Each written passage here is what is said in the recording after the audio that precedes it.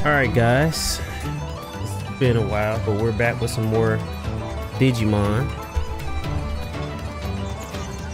Oh man, it's been a minute. I can't even remember. I know that we had left off on doing the side quests. I think so. Yeah, but it's been a while for sure. Been a while.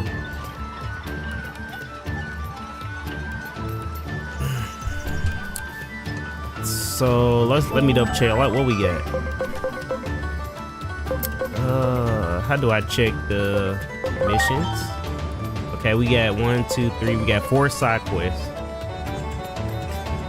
We got 4 side quests we need to do before we go to the main mission. So let's go ahead and get those out the way.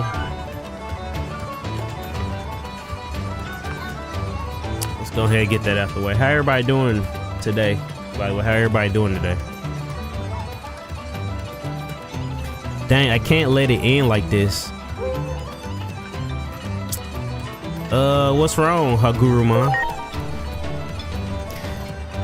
I'm not Hagurumon. That's the last Digimon I ever want to be mistaken for. How rude you are. I have you know I'm Solarmon, trusted aid of Master Bearmon. But I haven't lived up to my master's expectations yet. I can't do anything right. Wait, I can't hang around here forever. No, where I need to be is Central Tower.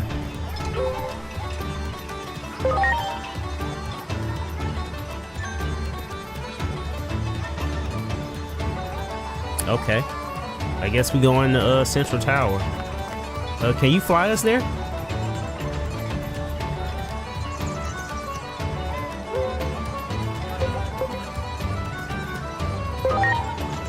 Okay, Digimon can take us.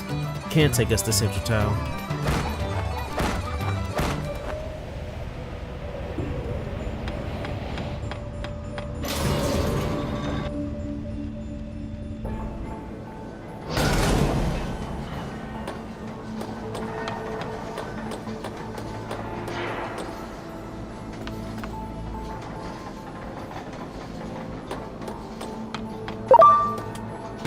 Good.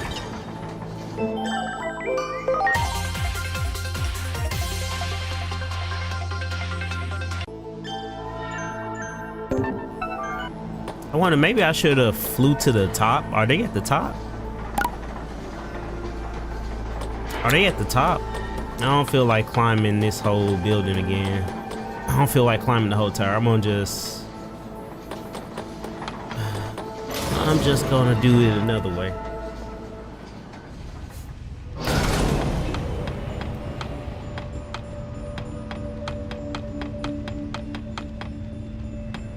Wow. Ah, this shit not working. Fuck.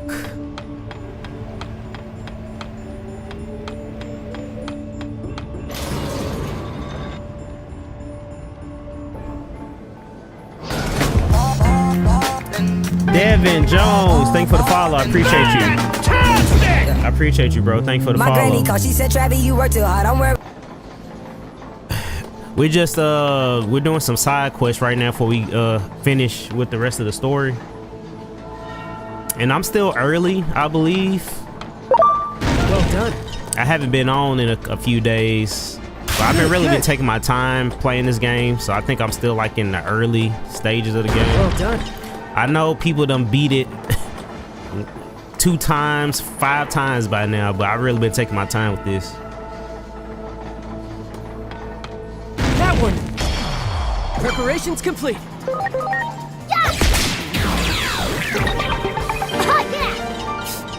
I've really been putting a lot of time into training my Digimon. That's what I've been putting a lot of effort into.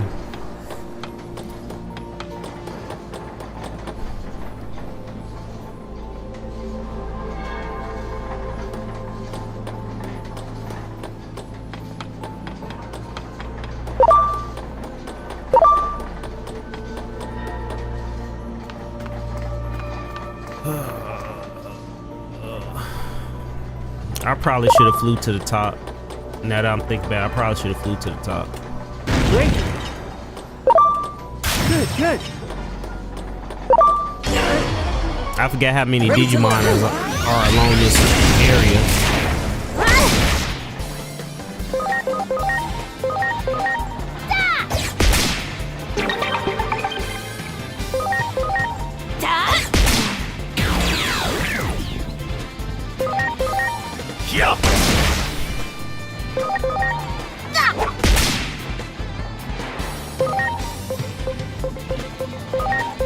Get ready!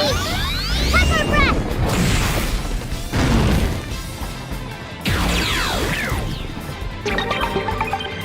Oh, yeah!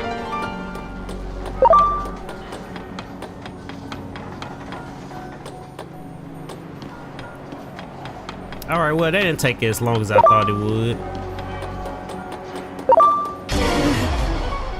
Ready to go. For some reason, it felt like it took me longer to climb. I guess because I was trying to catch Digimon along the way. It felt like it took longer for me to climb it the first time.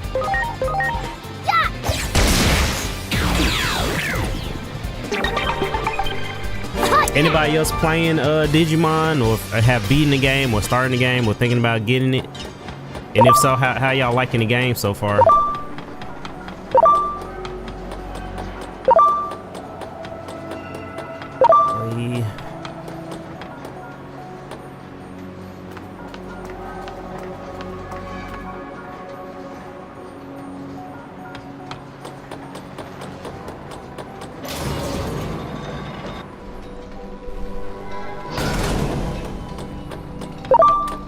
Great. That one. Preparations complete. Oh, yeah!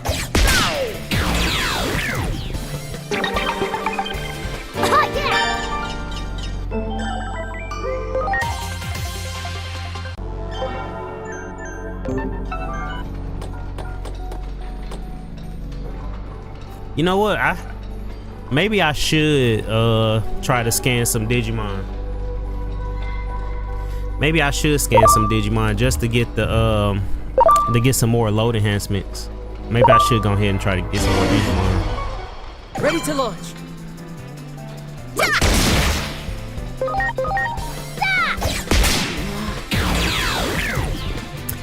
I have the game, I played it, but I had to start over, and I actually where you are, but I love it. Are you in this same area? Well, I beat this. I'm in a side quest. I actually beat the boss for this spot, but we're doing a side quest that led us back here. What happened? Why did you have to start the game over again? Great. This game got a lot of whew. You know what that remind me of? Like, you remember like back in the well, I don't know if y'all played the old school Pokemon games or not.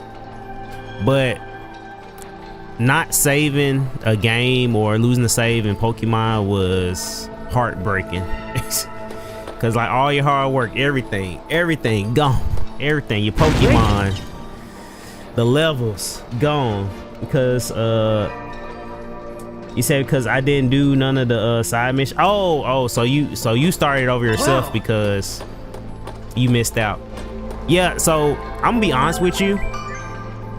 I was debating if I was gonna rush this game because I have more games I'm trying to stream, because I still haven't. We almost done with October. We're in the last week. Damn, we were in the last week of October and I still haven't did my Dead Space remake or my Silent Hill Elf streams for October. Great. And I'm kind of sad about that. But I was gonna like just focus on the story and just try to beat the game so I can get to my other games I'm trying to stream. But chat was telling me don't do that because you're gonna miss out on a lot of points. What they call these things, the agent skills. They said you're gonna be locked out of the agent skills because you need the anomaly points, and if you locked out of some of the agent skills, you're gonna be locked out of some of the Digivolutions. So I was like, damn, well, I can't do that. So I'm not upset because I'm glad that I'm taking my time because I'm really enjoying it this way. Versus, I feel like if I rushed it, I wouldn't be enjoying it as much as I've been doing.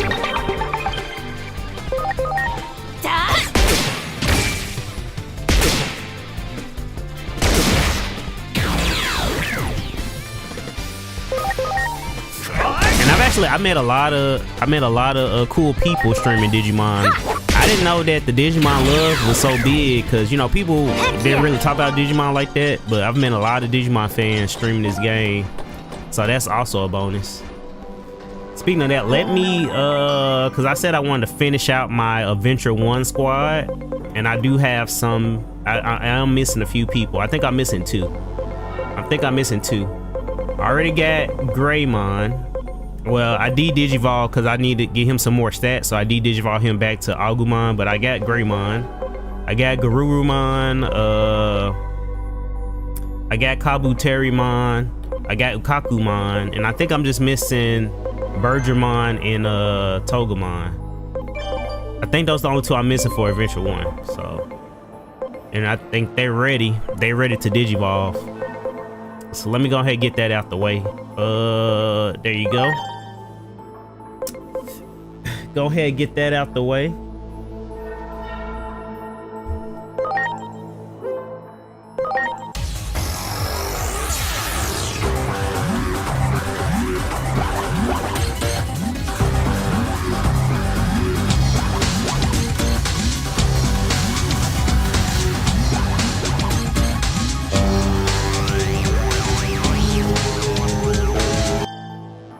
Okay, got Bergermon. And where are you, Palmon? I just saw you the other day. There you go. Now I haven't fought a Togemon, but I know this silhouette. I know that silhouette is Togemon right there. I haven't fought a Togemon yet, so it's blacked out, but I'm 100% sure that's Togemon right there. So let's go ahead and get Togemon, and then I'll be. Well, oh, I'm still missing Angel Woman.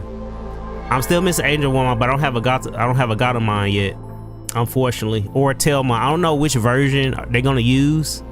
I don't know if they're gonna use Tailmon or Gatomon. I don't know which version they're gonna use.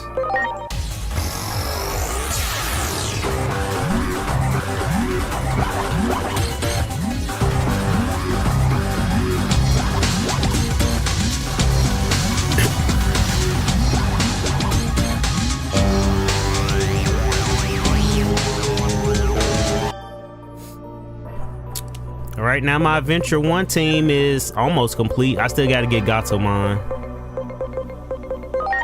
I know this is her right here, but I need to. I wonder if I can do it right now. But Angel Woman is an ultimate though. You said I'll check you later. I gotta get back to work. Your stream very awesome. I appreciate you stopping by. And I hope that I'm done for today. So I hope your work day goes smooth.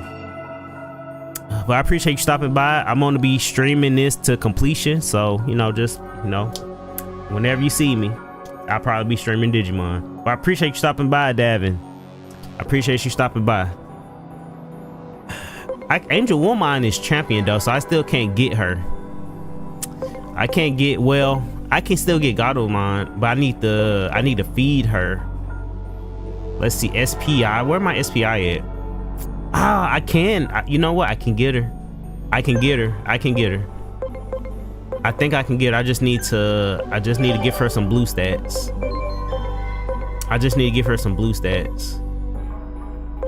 And then I can get her.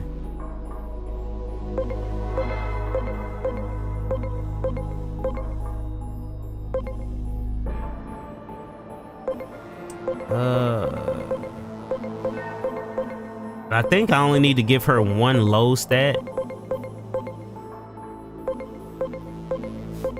Where are you?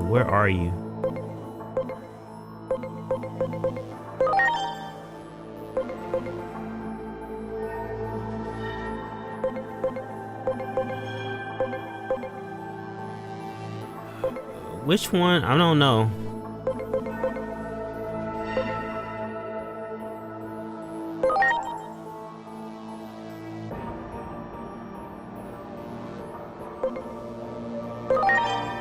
I don't know. Do I want to save these? No problem. Would this be enough? Y'all think this be enough for me to unlock Gatomon?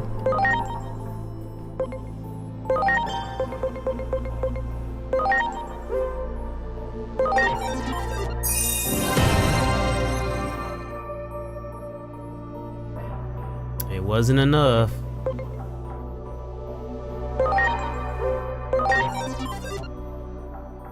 It's not enough.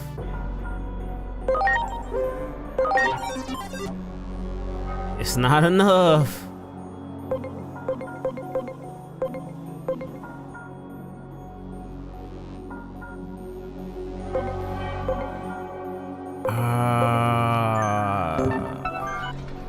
It's not enough. Wow. That one.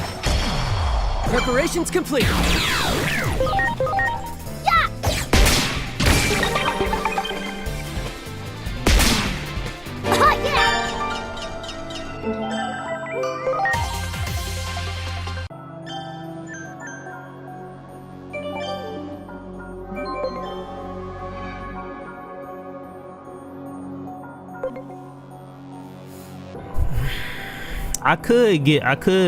I think one more would do it. I know this not at 200%, but I think that'd be enough just to push her over the edge to get her to Digivolve to Gatomon. I think it would be just enough.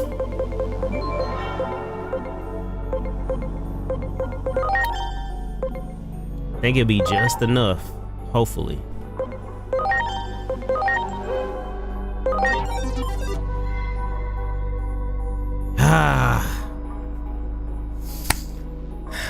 They playing on me. Echo, thank you for the GGs. I appreciate it. Thank you for the GGs.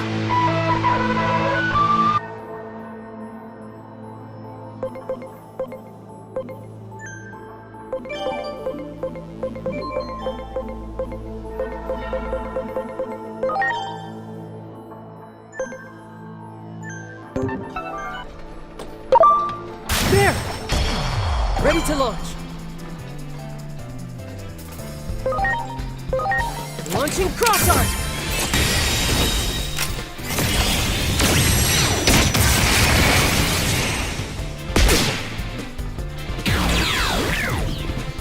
Oh, yeah!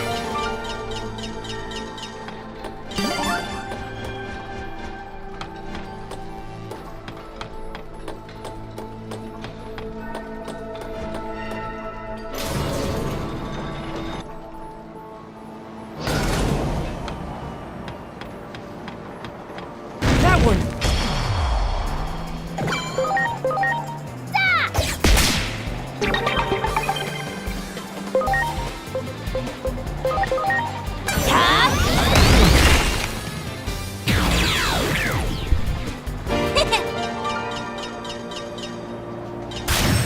Good, good. Well done.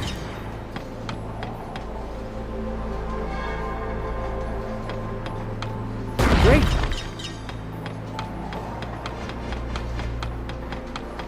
You got it.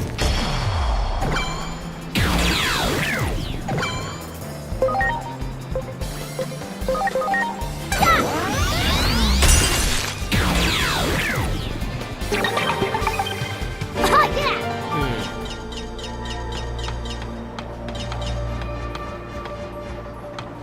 Great. Good, good. There.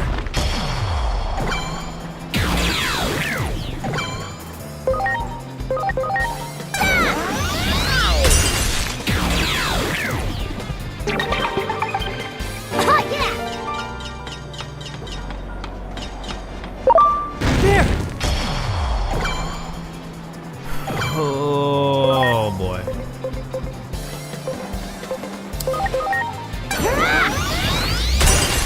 I'm so close. I'm so close to getting Gatomon.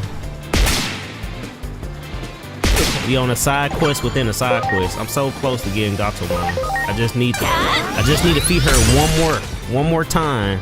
One more good Digimon and then she'll be ready to go. Heaven's Knuckle!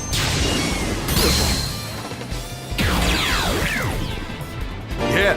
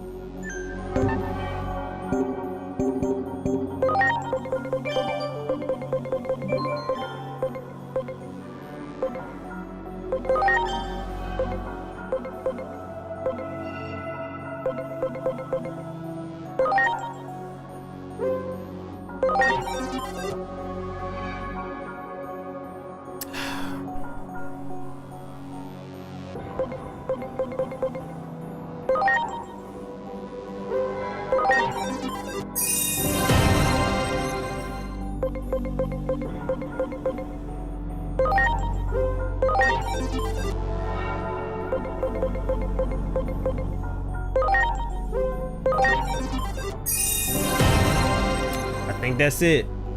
I think that's it. I think that's what we needed. I think that's what we needed.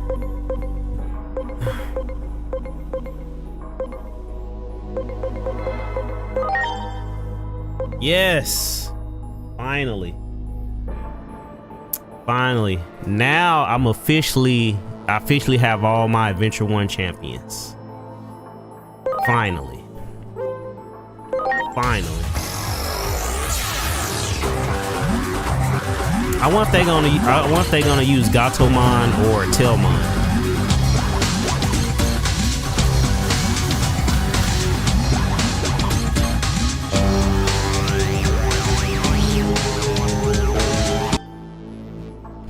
W choosing Gatomon. W. Now, I officially have all of Adventure 1 companions. That's all I want to do. Okay, let's get back to the actual side quest. Let's get back to the actual side quest.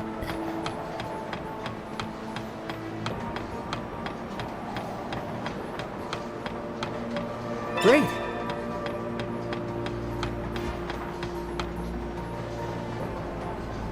So you guys came too, huh? Shh, don't talk so loud.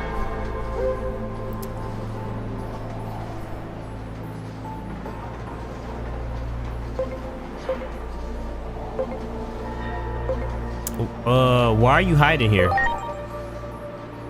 I'm not hiding. Any job done right starts with observation. I came to find a Paramount Plum on orders from Master Belmont. See all the sparkly stuff scattered around? There's got to be a Paramount Plum in there. But with the world's worst timing, Titans have shown up. Can you help me find one? Sure, happy to help. How agreeable of you. All right, I'll do my part too. Okay, you're in charge of finding the plum. Watch out for the Titans. I'll be on lookout. What? I'm not scared. I'm staying put. Lookout is an important job too, you know. Now come on, let's talk. More work. Come on, let's talk more work. Make sure you find that feather. All right.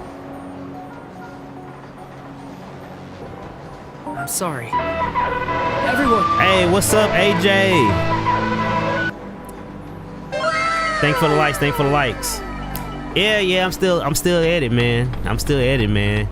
You know, I had been off for a few days though.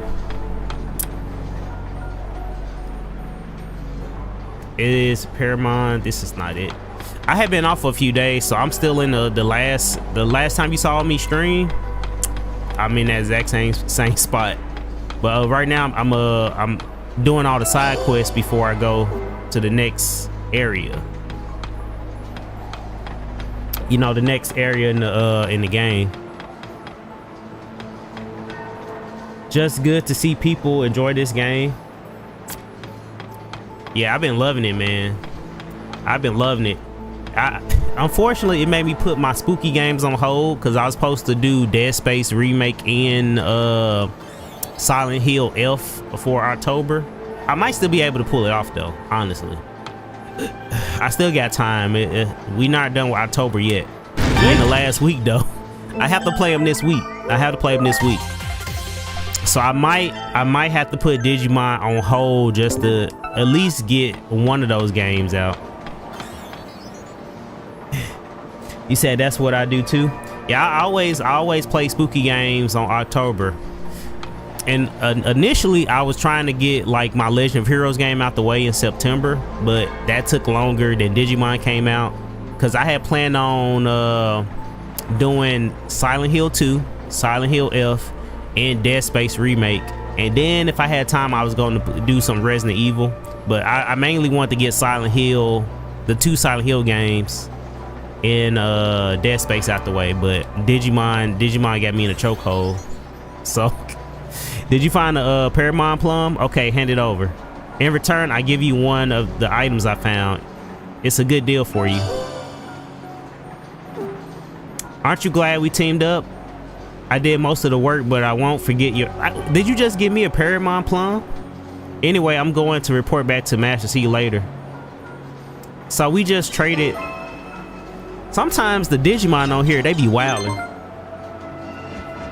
They be wildin'.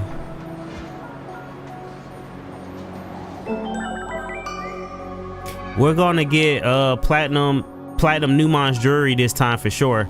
If anybody wants to come with us, meet us downtown in Central Town.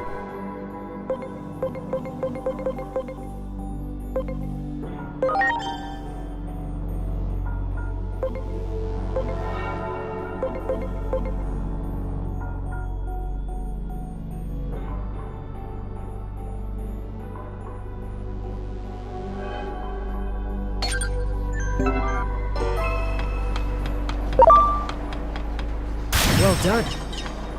Do it.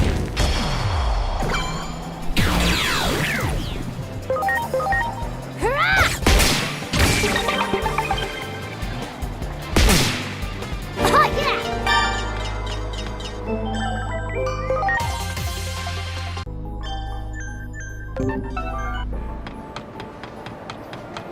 Well done.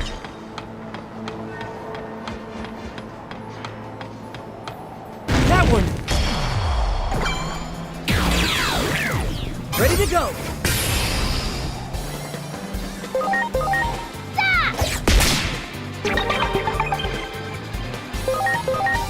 Yeah!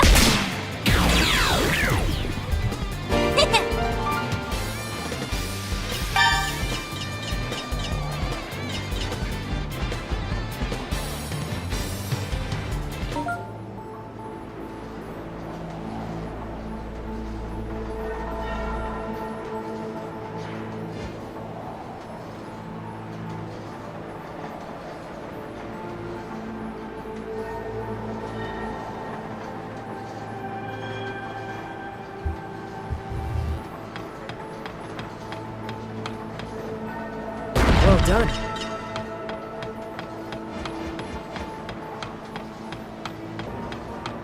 Great.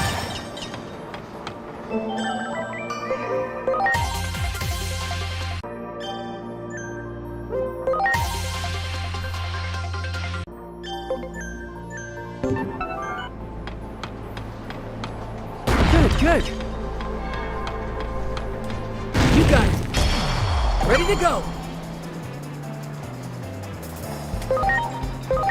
Launching cross art. What Pokemon game is this? This is not Pokemon. This is Digimon. This is Digimon. Oh yeah! This is Digimon. I wish Pokemon had a game like this, honestly, but unfortunately, we did not get that this year. Wow. Unfortunately, we did not get that this year, but we did get a banger of a Digimon game, though.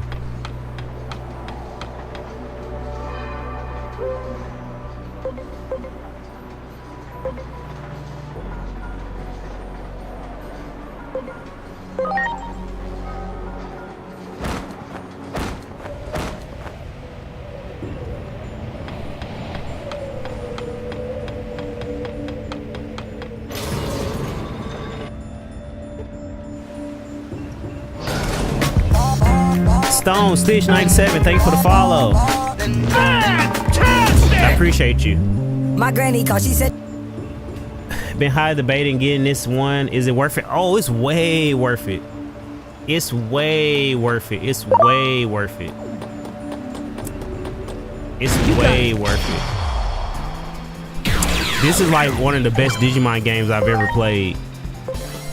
Ever. It's like this game give you everything you want from a Digimon game, and then everything you didn't know that you wanted in a Digimon game. So it also give you everything that you wanted in a Pokemon game. So that's even more crazier. So you're getting everything that you want in a Digimon game, everything you want in a Pokemon game, and everything you didn't think you want. So I think I highly recommend this game. I highly recommend this game. And they have Good. they have all the Digimon that I know, at least from the first Much 4 appreciated. seasons. Everyone. There's other Digimon that they get from other seasons, but they do have the majority of the Digimon that's in the first 4 seasons of the anime. So you got, well, I say they don't have all the Digimon from Frontier, but they definitely have all the Digimon from Adventure 1, all the Digimon from Adventure 2, and all the Digimon from Tamers, and then everything else is kind of like a mixed bag. Y'all heard this game is put in the new Pokemon game. It's burying Pokemon. It's burying Pokemon. It's burying Pokemon. Let me show you, like, this is what I mean, right? Let me show you real quick what I mean by, like, it's giving you everything that you want. So, prime example, as you can see, you got Digimon walking around, right? You got Digimon walking around, and you can fight or you can run away from all these Digimon, so it feels lively. I know Pokemon has added this, but it's more lively. It's no frame drops from the screen having multiple Digimon. And you also have, like, all these Digimon that are around me, these are my squads. So they also walk with me. The ones, my main party members, and this, like, the 3 main members always walk with me. And let's say if I want to ride one of them, let me switch Angelmon out and get my Greymon Blue out here. You can ride your Digimon if you want to. You can ride your Digimon, so you can do that. The Digivolutions, they have all the Digivolutions. Let me go ahead and Digivolve. I'm gonna Digivolve my Agumon back to Greymon. So it's almost like the Digimon in the Final Fantasy or Persona game style, turn-based. Yeah, pretty much. It has everything that you want from Digimon. So let's say I want to Digivolve. I want to Digivolve Agumon to Greymon.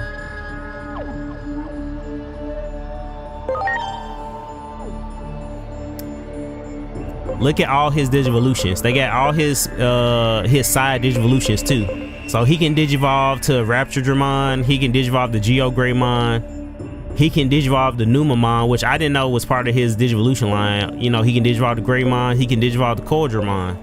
We gonna get him to go to Greymon right now, though.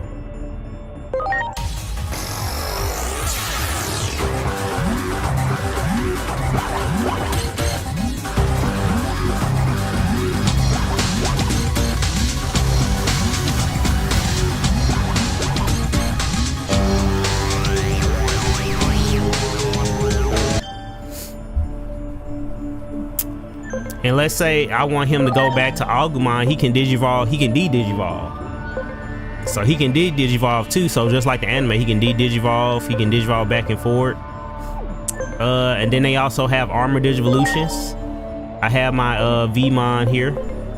And he can Digivolve the XVmon, Vdramon, Lightramon. I don't know why they changed Raydramon to Lightramon, but it's Lightramon or Flamedramon. And so let's go ahead and Digivolve him to Flamedramon.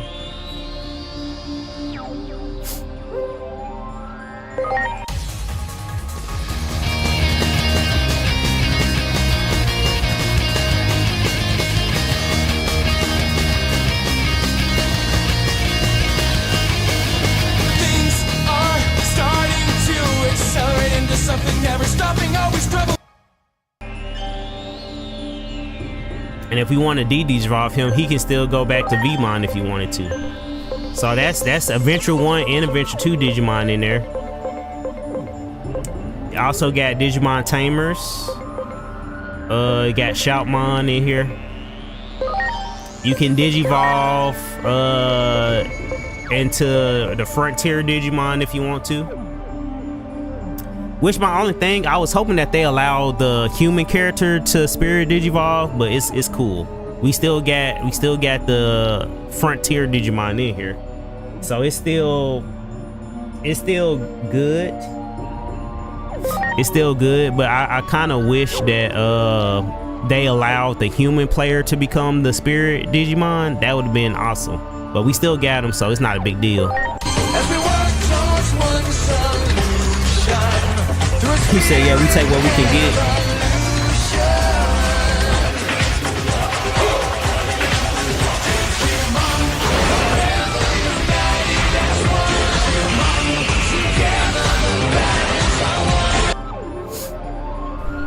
So we got those.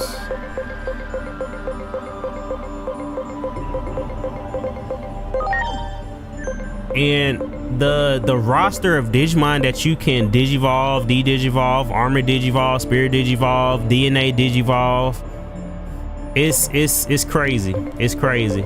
And that's just the base game, right? That's just the base game. So they also are adding Digimon and DLC. And I will say this, I've always been against like them people hiding the rest of the game in DLC, but with this I feel like everything that they wanted is in the base game, and then everything they add is extra, so you can completely enjoy this game without getting any DLC. But the game is so good that I don't mind getting the DLC. And isn't that crazy? Isn't that crazy that people actually wants to buy your DLC if the game is good at base? What a crazy idea. You said I got Gabumon. I do have Gabumon. I actually have all of Adventure 1 champions. They all Digivolve right now. Cause he's Garurumon right now. Yeah, he's Garurumon right now. And they also show you, so you can keep track, they show you the every time you Digivolve them and Digivolve them. So if I go to Garurumon, where you at, buddy? If I go to Garurumon, if you look up in the top right corner, like I think it's right here for you guys, right here, or up here on my other platforms, like up there, but for people on the clock app, it's right here.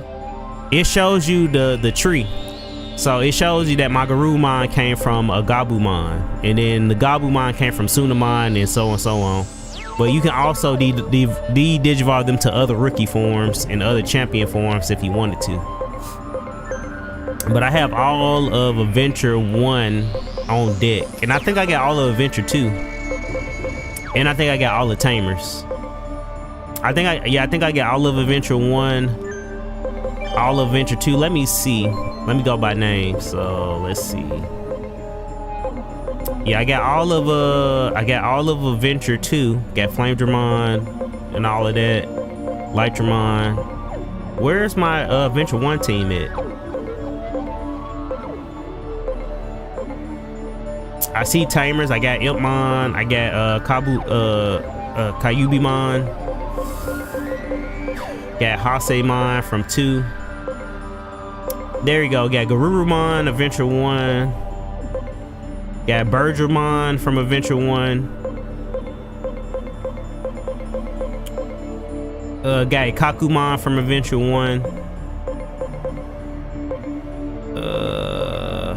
There go Togemon.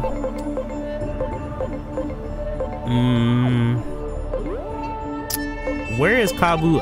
I got Kabuterimon somewhere. Oh, here he is. I got Kabuterimon. Of course, I got Angelmon and I got Gatomon. So I got all the Adventure 2 team. I got all the Adventure 2 team. I got all the Adventure 1 team. I got all of the Tamers team. And I have 2 of the Frontier team. Unfortunately, they don't have the other spirits. They only have Agunimon and Lobomon. I hope that they add the other spirits to the game, but right now we just have Agunimon and Lobomon. Cause this Digimon digivolves to Agunimon. That Digimon digivolves to Agunimon.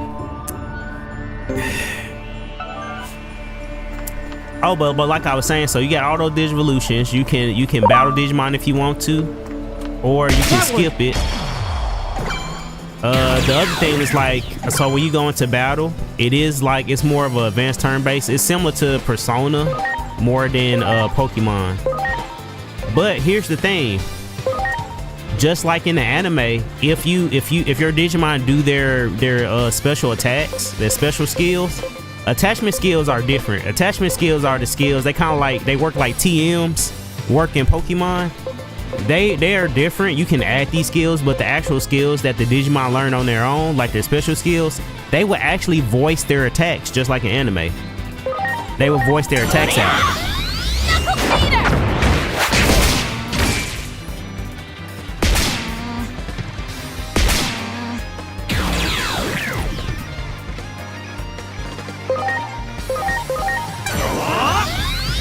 Knuckle.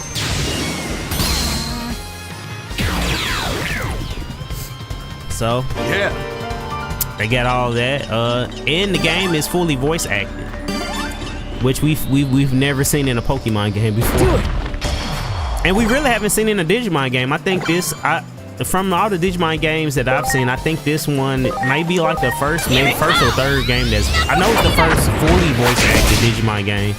I can't remember if it's the first voice Digimon game in general, but I know it's the first fully voice acted Digimon game. Well done. And the game is just fun. But I've been yapping. I'm trying to get back to this side mission, but I just been out here yapping. But it's worth the buy. If that answers your question, it is worth the buy. I always find myself when I start talking about the game, I be glazing it too much, and I be getting sidetracked.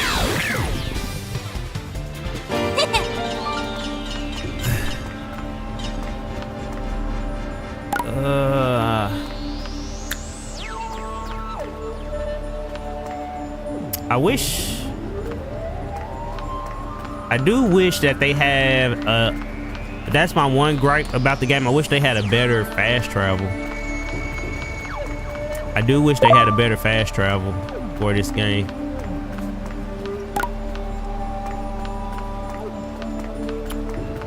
Trying to see how I can get out of here.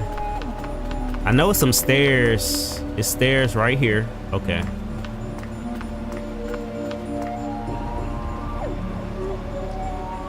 Now they do have fast travel in this game, but they have like fast travel points. Now I'm still early in the game, so maybe the fast travel gets a little bit more advanced later on. But right now they just have fast travel points. Like right here, Pexismon is a fast travel point, so I can hop on Pexismon and he'll take me back to town. What's my favorite Digimon? My favorite Digimon is Agumon. You know, the OG. It's Agumon, the whole Agumon line, and then the whole Patamon line. Cause I love Angemon too. Great. But I'd have to say, like, Agumon is my OG. Agumon is equivalent to my thing to want to get a Pikachu every game. So every Digimon game I played, I've always have to give me an Agumon. Because I always need me a Greymon, I always need me a Middle Greymon, I always need me a War Greymon. I need an Agumon on my team at all times. But yeah, that's my favorite. Then the next after him, it will be the Angemon line.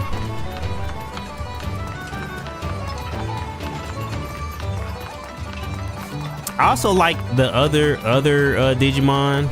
I love Vmon. I love Gilmon. I love all the lead Digimon, you know, but Agumon is my favorite. If you notice, my team is pretty much, well, I did have Vmon on the team, but I switched them out. I did have Vmon on here, but my first team setup was all the lead Digimon. It was Agumon, Vmon, Gilmon, and Coronamon. What Mega do I prefer for Angemon? I prefer his default Mega. And I'm not sure, because Angemon line is a bit different, because it's weird, because the Angel lines, their power scales are different, so I always get them confused because their power scaling is different. Because technically Angemon, he's on ultimate level, even though he's a champion. And then even though Magna Angemon is his ultimate level, is actually his he got the same power scaling as a Mega. So, and the same thing with Angel Woman. The Angel lines have always been their power scaling have always been all over the place. But I have to say I like his default Digivolution line. Like his main Digivolution line, I like that, his Mega form. Now his armor Digivolutions and the other ones, cause I really wasn't fucking with Pexismon like that. I mean, I'll ride with Pexismon, but I always prefer his base Digivolutions over his armor Digivolve. He said, I like Agumon, but Gabumon has always had a special place in my heart. W. WW.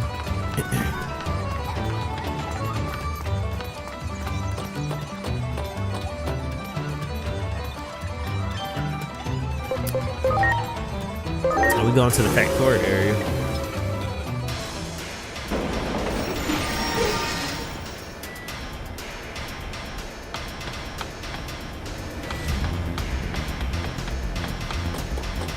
Try and knock all these side quests out.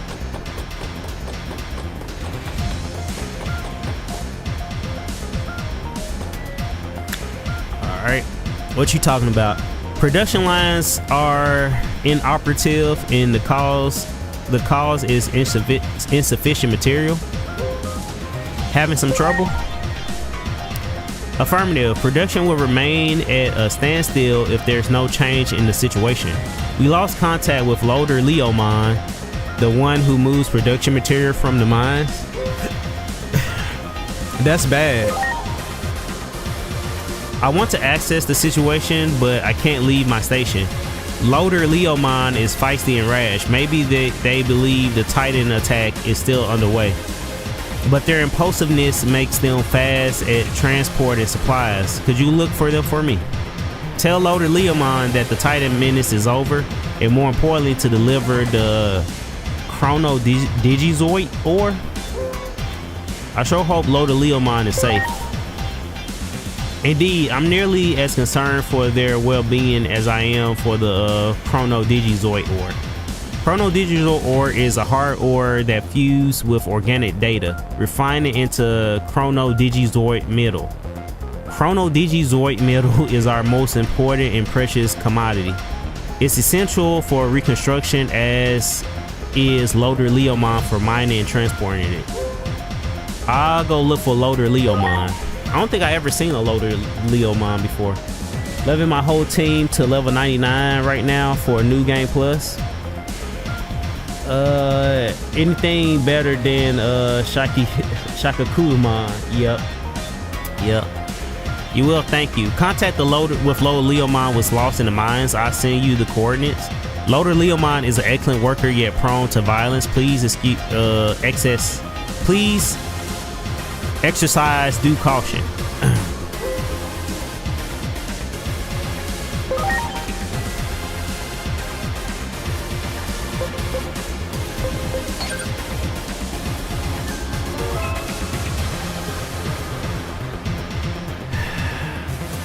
You said this is a good boss? Really? Really? Do I need the Digimon? Well, drill, excavate. Who are you, Titan flunkies? Gaudramon is worried. Gaudramon, who's that? I'm having fun drilling now. Don't bother me. Anyone who interrupts my drilling fun time gets drilled too. Well, damn. Oh, we going straight to it, huh? All right.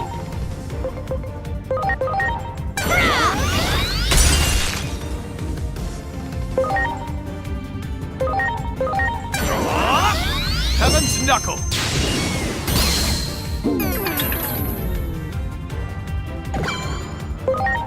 My team might be a little over OP. Here it comes. Cause I've been training them. I've been training them pretty hard.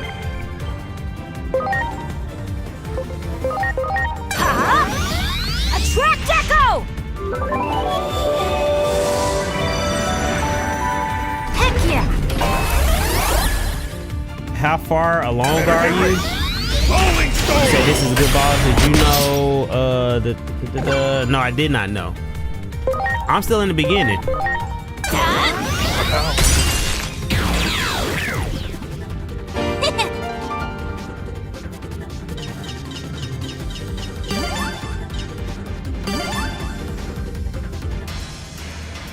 Damn, I lost, and the Titan flunky at that.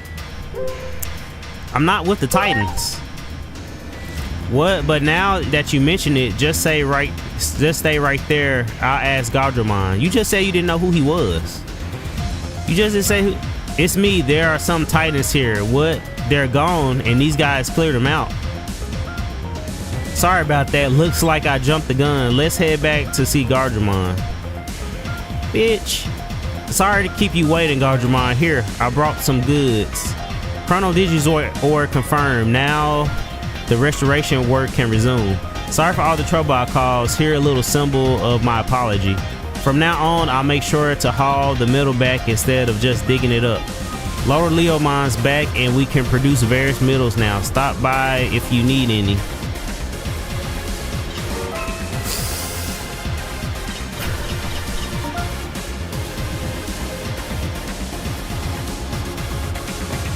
I think that's, let me see, let me double check.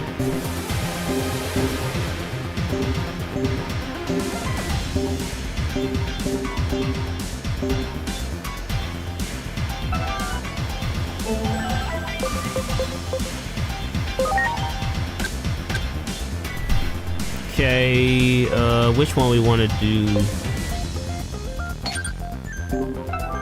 Go ahead and do the Blip Mine quest. Go ahead and do the Blip Mine quest.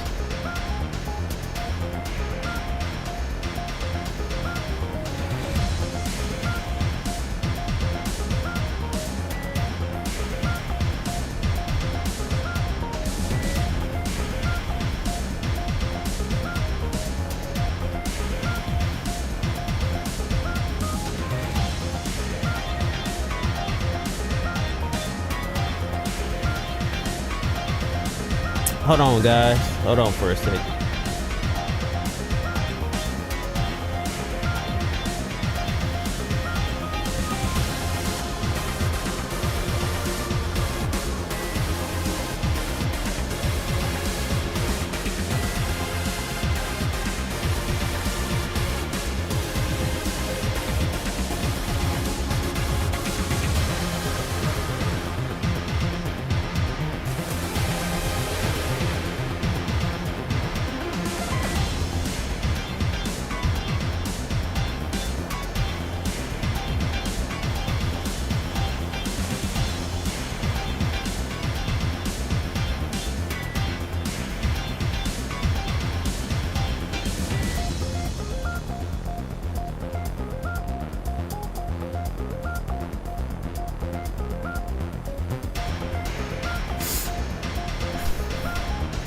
Blipmon is in serious condition cause of damage, artillery fire. It must have been from back then. During the chaotic battle, our defense system were taken over by the Titans. The situation is now under control, but we require a large amount of metal to fix the damage.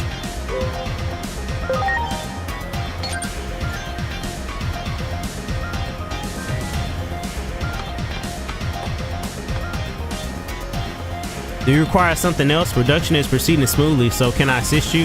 I can provide you with materials on the spot, so please speak with me if you need anything. I want to repair, oh, we can do both of these here? I need to fix Blipmon. Understood. Mending the subject will require a large amount of metal. Is that it? Here, take this. It's a lot, but you're fine. You'll be fine if you get a Digimon to carry it.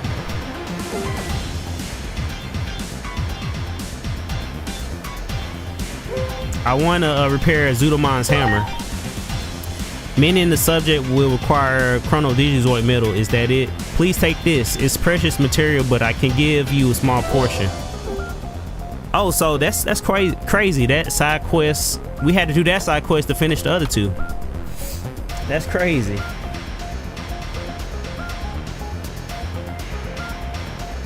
That's crazy.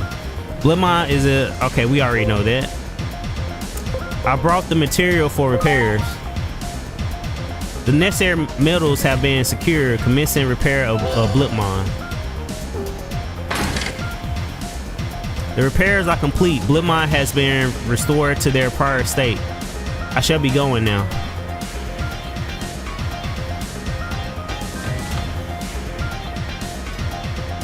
Hey y'all, take a look at me. Pretty cool, eh? I'm ready to fly across the skies again. You help me get all fixed up. Thanks. Here, this is all I have to help. So where to? I can go anywhere. From now though, I'm heading back to Central Town.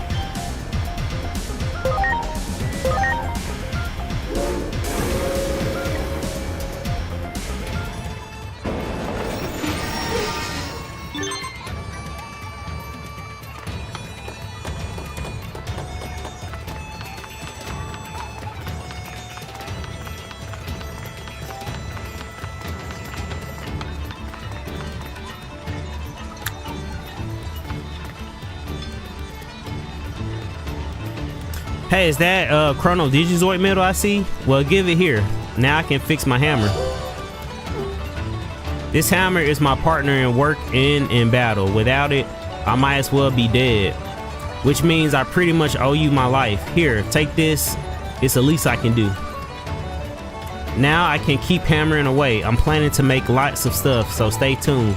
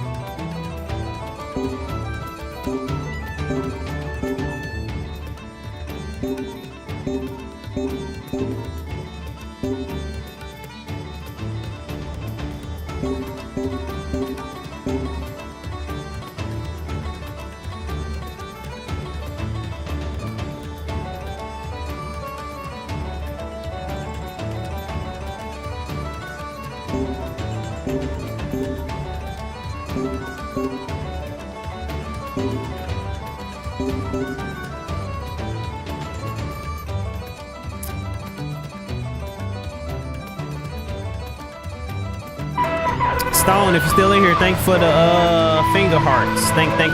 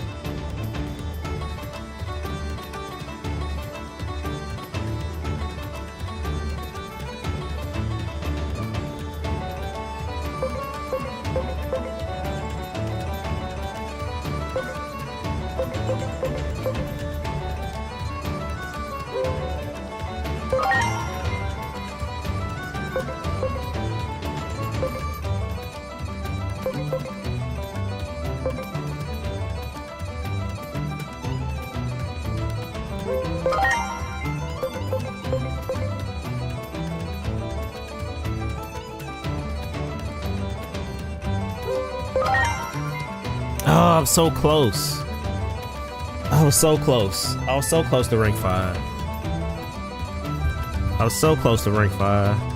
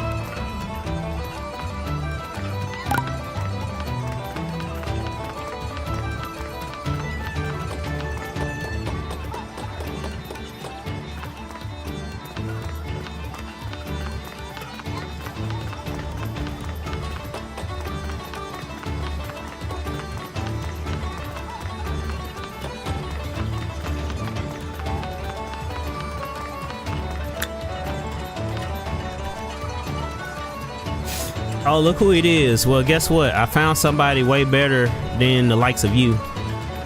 Master, please, you're embarrassing me. This is the one who brought me the Paramon feather. Pretty impressive, right? Way to go, Solomon. Yeah, easy peasy for someone of my skill. Don't you say anything funny, okay? I'm gonna give you a chance to redeem yourself, you know, cause I'm a nice guy. We're about to go get jewelry in the underground. You can come if you want to help, but if you wait too long, we'll make off with all of it. Best join us while you can.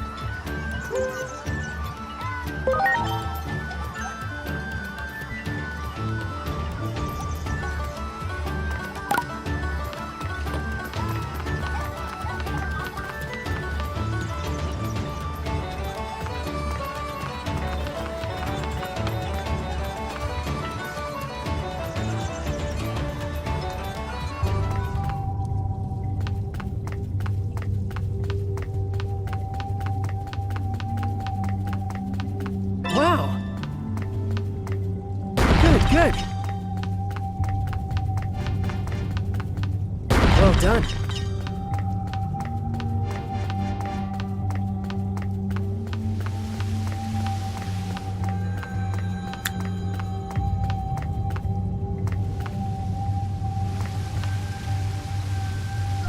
Hey, get a move on. We're talking about Platinum Numamon. This is our big break.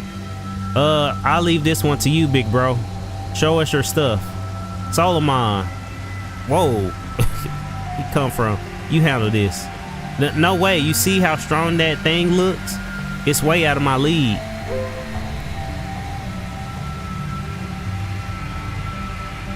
Let's try attacking.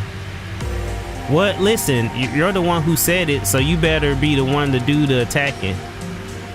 Go take down the Platinum Numamon. I want to see you make the most of this opportunity. You're actually gonna do it? Good luck.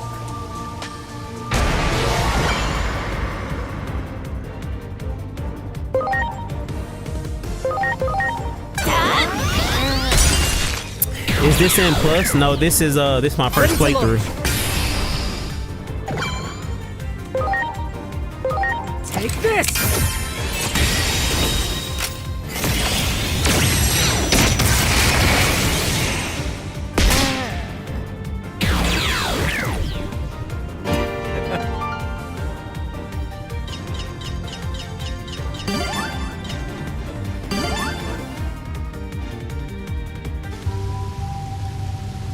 Well, you actually beat Platinum Numamon. You're something else. Now, where's that jewelry? I want everybody looking high and low. I found it. The jewelry was hidden under its butt. Well done, little bro. With this jewelry will be... Wait, hang on. It's not real jewelry. It's just cut glass. Glass? Master, are you sure? You think I don't know glass when I see it? Ain't no mistake. Yeah, this my first playthrough. And how you been, bro? I haven't seen you in a good minute. Damn it, where's that jewelry? If we don't find it, our whole plan's down the drain. What plan? What? You want to hear our plan? Well, it don't concern you, but we got our reasons, okay? Well, no amount of wine is gonna turn this glass into jewelry. Big bro, you're giving up? I ain't giving up nothing. This particular Platinum Numamon just turned out to be a bust. But I'm tired. I say we head back and rest up. We'll try again some other day. You got that, little bro. Solomon? Yes, master. Where is Platinum Numamon's jewelry anyway? We should try gathering info at the tavern.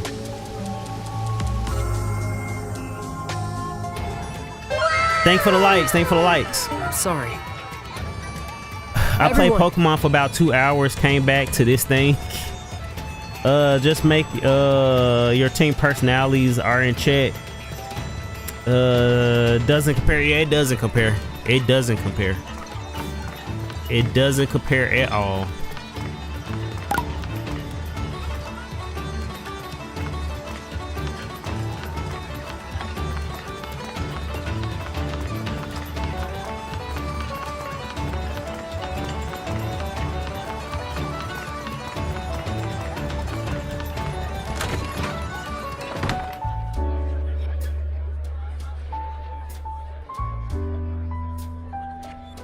You said at all? Yeah, Pokemon really been dropping the ball. Game Freak really been dropping the ball for the last couple of years. You said I had more fun playing this. I think everybody can agree with that. Now there are people that love the new Pokemon game. I don't fault them for loving the game. I'm just not about the dick ride Game Freak. I love Pokemon too. But I'm just not about to glaze a game that I'm not really enjoying, or that I know that could do better. Now, did they do some things that are good in the game? They finally changed up the battle system. That's cool. They got other stuff going on. That's cool, but it still feels bare bones. It feels like even the new stuff that they added, it feels like stuff they should have added in the game long time ago. And then for every 2 steps they took, it seemed like they take 5 steps back. So you're telling me that in the Game Boy era, we could walk in every building. I know it was sprites, right? I know it's sprites, I get that. But in the Game Boy era, we can walk in every building. But in 2025, we cannot walk in all the buildings in a Pokemon game.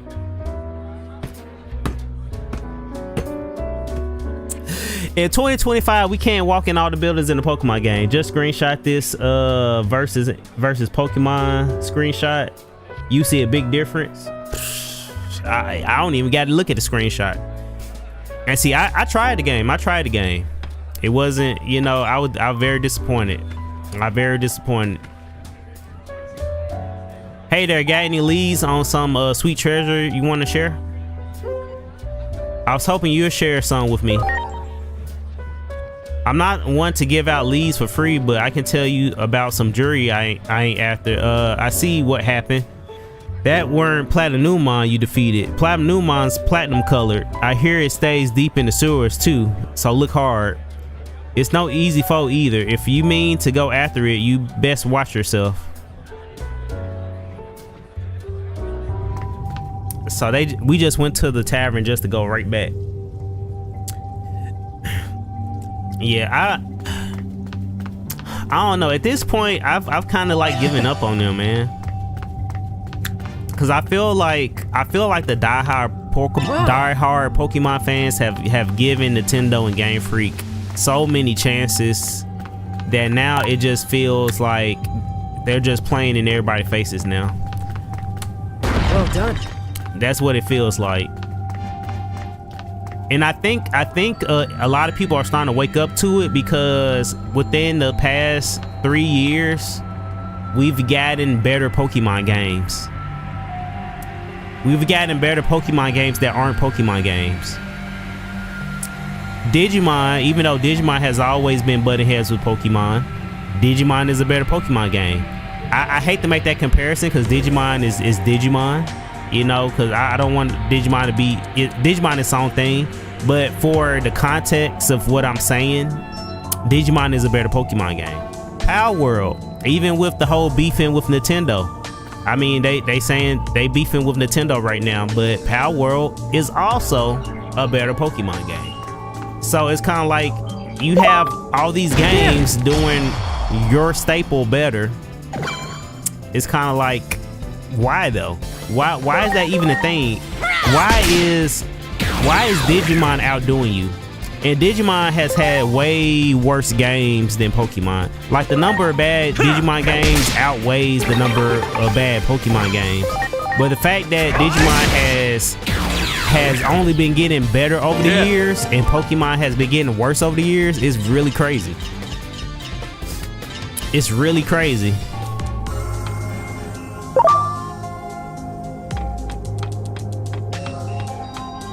Good.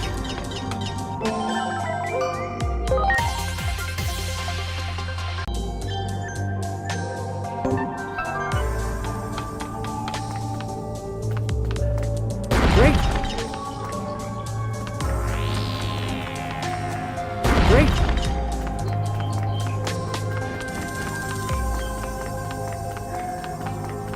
There.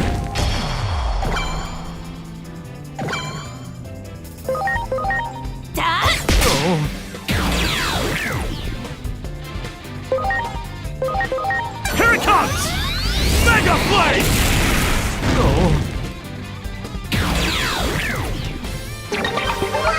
Thank for the likes. Thank for the likes.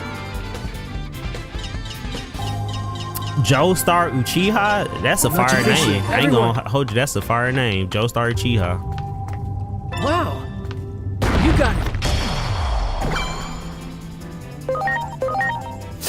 We just ranting about how better Digimon is than Pokemon right now. Well done.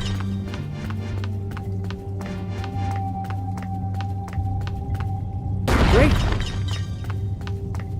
Great.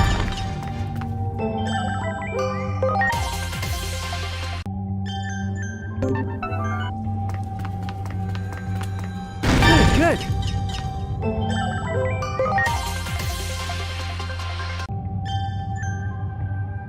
You said, "Oh, Digimon is blowing Pokemon out the water." It is. It is. It's sad to see. It's bittersweet because I love this. I love this for Digimon. Digimon needed this. Digimon needed this game. Like Digimon really needed this game, but I'm hating it. I'm hating it for Pokemon. But at the same time, it's like, what have y'all been doing? What have y'all been doing?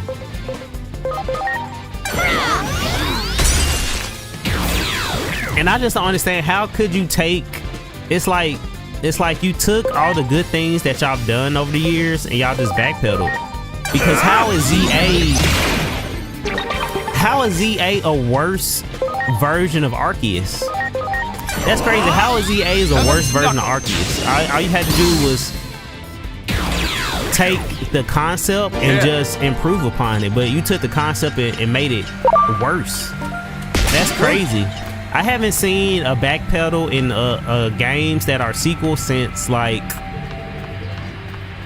I want to say when was that era of like bad sequels, like mid early 2000s. Well done. I haven't seen that in a long time, like the sequel being worse than the original game. Well done. I love Arceus so much and Sorry, was excited for ZA, but it's so hard to play after playing Digimon. It is, and that's what I'm saying. I don't know what it's like. For every 2 steps they take 5 steps back. Great. All the good things from Arceus and all the good things from Scarlet and Violet, they was like, all right, There. but let's take that and do it worse. What? let's take all the good stuff out and make everything worse. I'll be honest with you, I was one of the few people that wasn't really upset. Like, I was upset, but I wasn't as furious about Scarlet and Violet as most people, because I played my version on the Nintendo OLED and it ran way better than the original Switch. So like all the bugs and people were getting, I didn't get one bug. I didn't get one bug. I guess the OLED just runs better, but I didn't get one bug. Wow. And even though I was disappointed with them not doing a lot, I enjoyed the game. Much You know, appreciated. I enjoyed Everyone. my experience with the game. I just wish that they did more. And I feel like that's because I didn't experience all the bugs and glitches everybody was coming through, because I was playing on the OLED. But ZA though, ZA is a backstep. ZA is a backstep from Scarlet, and it's a backstep from Arceus. And the fact that even for the game to run properly, you have to have Nintendo.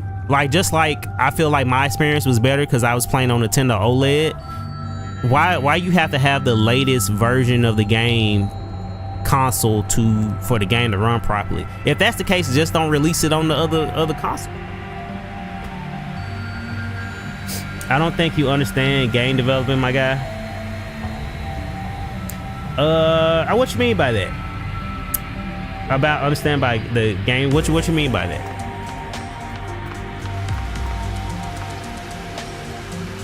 ZA is a backstep, but why is it a backstep? These are the context issues fans don't get. I agree. I don't get many big bugs from Scarlet and Violet. Oh no, I completely know. I completely know the development period. I completely know the development period. They shouldn't do that. They shouldn't. That's what I'm saying. Nintendo has always been greedy. Like, we don't need a Pokemon game every year. We don't need a Pokemon game every year.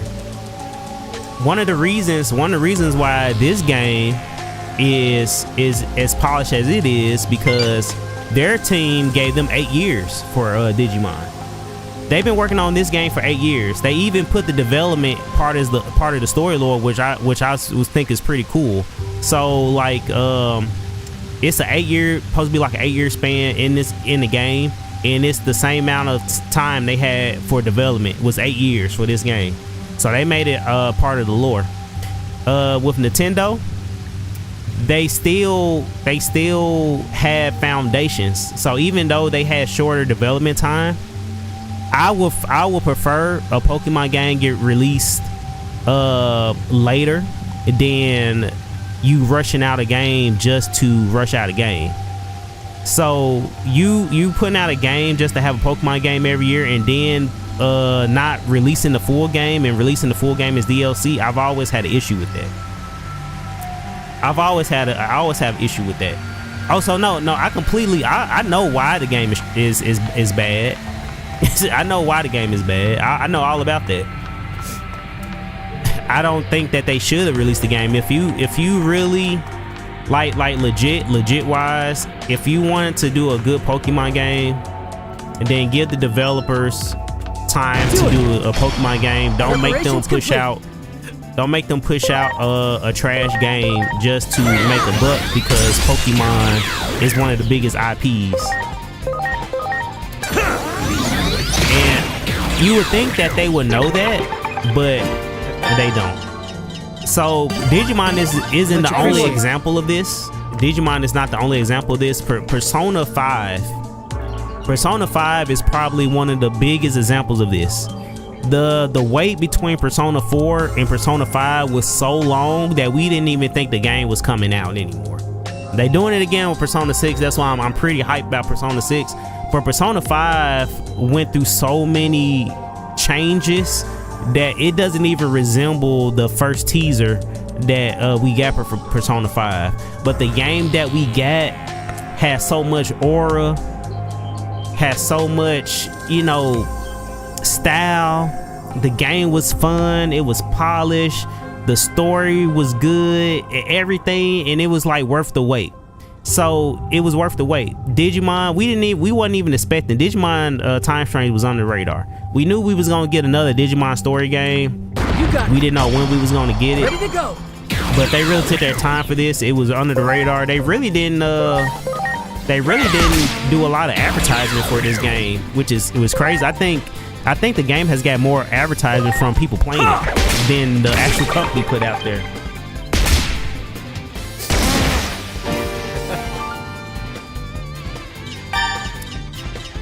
I own Persona 5, but I don't think people also understand comparing games makes no sense. Same genre doesn't mean comparable. It does mean comparable, because Pokemon got all everything that Pokemon is came from. Now here's the thing. See, I've been playing JRPGs for a long time. Now I agree that not all games are comparable, but certain genre of games are comparable. Certain genres of games are comparable. Pokemon, for example, is comparable because everything that Pokemon is, it got from Dragon Quest and Shin Megami Tensei. Pokemon is not the original creator of the capture mechanics. The whole level, the whole monster capture mechanics, the whole level system. Pokemon just became more mainstream and it overshadowed, but everything that they have at their foundation came from Shin Megami Tensei and Dragon Quest. It came from no series. Another JRPG series that I like, Legend of Heroes. Its foundation, even the creators will tell you, its foundation, they came from inspiration. Even Expedition 33 and Legend of Heroes, they got a lot of inspiration from Final Fantasy 7 and a lot of inspiration from Legend of Dragoon. So no, they all have inspirations from each other. So they are comparable. They are very much comparable. You said, or I do literally plays like Legend of ZA. Pokemon been rushing things lately. Digimon took 8 years for Time Strangers.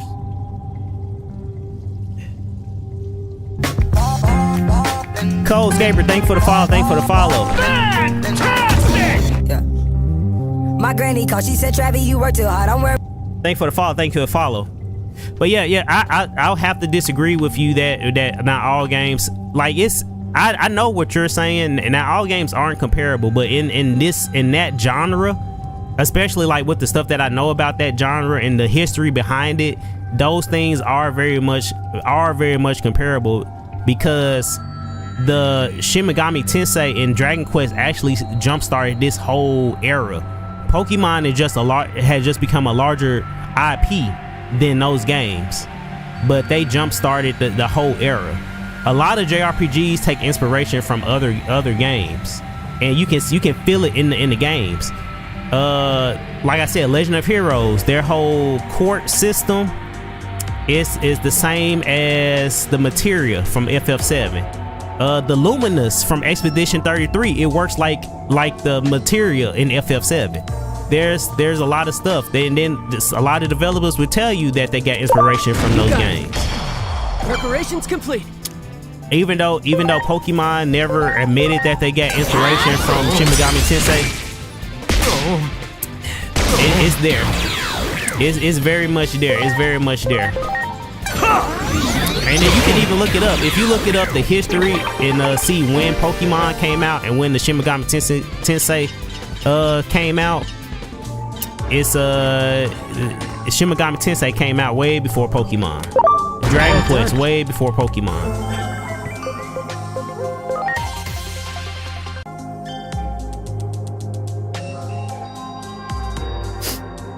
You say he's right, but he's wrong about what I'm saying. What are you saying exactly? Yeah, cause I'm confused with what you're trying to say. So what are you saying exactly? Like, what are you trying to say exactly?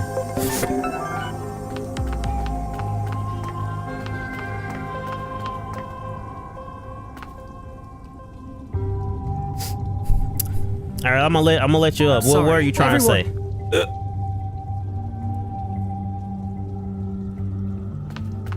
Can you hear me? Yeah, we can hear you. Yeah, we can hear you. Oh man, I'm locked in. I'm at work. I gotta get back to my office. I'm locked in this room. Just 1 second. I'm trying to get back to my office. 1 second. Okay, you know, I'm gonna stay away. I think I Preparations complete. Okay, so basically the context that I'll be trying to talk to people about Pokemon is basically that Nintendo is the true people of holding them back. When people talk about Pokemon, they always bring up things like Xenoblade or Breath of the Wild, and they be like, well, you know, Breath of the Wild looked this good, why couldn't they do that? Or Xenoblade looked this good, why couldn't they do that? Pokemon is the one game that doesn't really get to cut. I mean, they do cut corners. Every JRPG cuts corners, but they have like, because you know, JRPGs, when you play with these monsters, that's, you know, those are playable characters. There's not many games that have like, you know, 500 plus playable characters except for Monster Catchers. The thing about Pokemon is that ever since they went open world, these characters are popping in and out of the world as you walk through. There's not many games that do that. Sword and Shield didn't even do that. You know, Sword and Shield had the preloaded, pre-rendered areas. It's just like Pokemon Arceus. Arceus ran well because all of the Pokemon had preloaded spawn ins. So games like Scarlet and Violet, as you walk through the world, the game is loading in, you know, multiple Pokemon, multiple properties, sizes, movesets, genders. There's so many things this game is running, and the reason why I blame Nintendo over Game Freak is because Nintendo is giving them the weakest stuff, you know, the weakest hardware to work with, while they're doing this one thing that not every other JRPG has to do. Like any other JRPG we play, they have the preloaded fights. Like for example, like you're playing Digimon right now. When you just did that fight, that wasn't in a real-time area. It takes you to a preloaded area. That helps optimization so much better than what Pokemon is doing. And I kind of blame, like I still put a lot of blame on Game Freak because I personally think they're doing more things that they should do right now, specifically because they're trying to listen to fans and trying to, you know, do what the fans want instead of doing what they know as developers would work better. Because I don't think when they did Scarlet and Violet, I don't think they should have went open world yet. The console wasn't ready for an open world Pokemon game yet, but they went ahead and did it anyway, and it ran like trash. So when I was talking about Legends ZA, it's kind of like they did the safest thing to make a video game. They put the game in the city. They put the game in the city because think about how many things that they don't have to load in all at once, and it's in one area. You're not, it's not a big, it's not a real big area. There's less Pokemon. There's so many more things that made that game run better, and now that's the safe game that they released until the next big game that's probably gonna come out on Switch too. Yeah, no, I see the comment, Joe Star. Yeah, they had preloaded areas, but the whole thing is, if you notice, because I played that game like hell. Like for example, let's say you find a shiny Pokemon or whatnot. Like if you are in that area and you leave and you come back, the shiny will still be there because the Pokemon are still pre-loaded. They'll fade away when you leave, but they're still preloaded. That's how the game ran so good, pre-placed. And Scarlet and Violet, it wasn't that. It was literally just random generation as you walk through, which made the game run so terrible. But yeah, the Switch was just really, really underpowered. When people compare it to games like Xenoblade once again wasn't even an open world game. It was open area, as well as all of the monsters were also preloaded. These are all things that other games could do that Pokemon can't because of the characters that they've made since 1998. That are there's so many different ones, there's so many different models. Like if it was 5 Pikachu's walking around all different colors, that'd be way easier than 5 different Pokemon, all different models, different sizes, etc., etc. So that's what I mean by it's like there's a context missing because yeah, we all know Nintendo greedy as fuck. Like they really greedy. They definitely can give Game Freak more time. But there's still these things that I feel like people don't realize Pokemon still have to put up with. Like they're the only company that have to do certain things, and no other company has actually done it. Like other games have made monster catchers, but no game has actually done what Pokemon has done so far in terms of open world and what they open. The optimization issues. Just a few years ago, it was only a handheld game. They literally was only a handheld game. And now they had to make this jump to consoles. And the first game they released was Pikachu and Eevee. And that game, Pikachu and Eevee and Sword and Shield is the safest thing you can do with a Pokemon game. You literally, it damn near was just a 3DS game on a console. It was like a 3DS game HD. Of course that game ran no problems. As soon as they went to open world, that's when all the optimization issues came because they trying to give the fans what they want, even though they wasn't ready for that jump. Like I'm optimistic that I think the next game, like the next big Gen 10 game, I think that's going to be the big one. I think that's going to be the one with the voice acting and the beautiful world and everything. But as of right now, they only can do with what they got to work with. Because we got to remember, ZA isn't even a Switch 2 game. It's a Switch 1 game that has a Switch 2 update. But it doesn't run well on Switch though. Even for it to be a Switch. No, I agree with you. That's what I'm saying. Like that's where the greedy part comes in because they're going to always release what they can to make some money. They're never going to, wait to make money. They're going to release the game, but that's where I'll be saying I feel like sometimes it's selective hours because I haven't even been a Pokemon fan that long. I didn't become a Pokemon fan until Arceus came out. Now that's where I'll be saying they'd be like now it make a lot of sense where your viewpoint coming from because you came. But I am fucking I'm 32, so I played older games. Like the first game I played was like Yellow, but I was never a fan. You know what I mean? Like I played the games because it was around. My older brother had the game. I played it, but I never really cared about it. I've always been a Nintendo fan, so of course every now and then I picked up a Pokemon game, but I never really cared about it. But yeah, Arceus, I was like, okay, this is a good game. I'm a fan now. But with that being said, when I be saying like the selective outrage thing, it's because Nintendo, like I said, I'll never sit here, even though I'm a Nintendo fan, I'll never sit here and act like they don't got no greedy business practices. They be doing a bunch of dumb stuff with the sues and the patents. I know all of the BS they be doing. It's just that so many other companies be doing the exact same thing and nobody says anything. And maybe it's because of how big Nintendo is or how long they've been around. But I swear, almost anything you can say Nintendo has done, even when it comes to the suing, other big companies have done as well. Well, that's we got companies out here with the sexual harassment stuff, and Nintendo so far ain't even had to deal with that. Yeah, but Nintendo also is will have been taking down people's channels and stuff for promoting their games or doing very very shady practices. but you can't.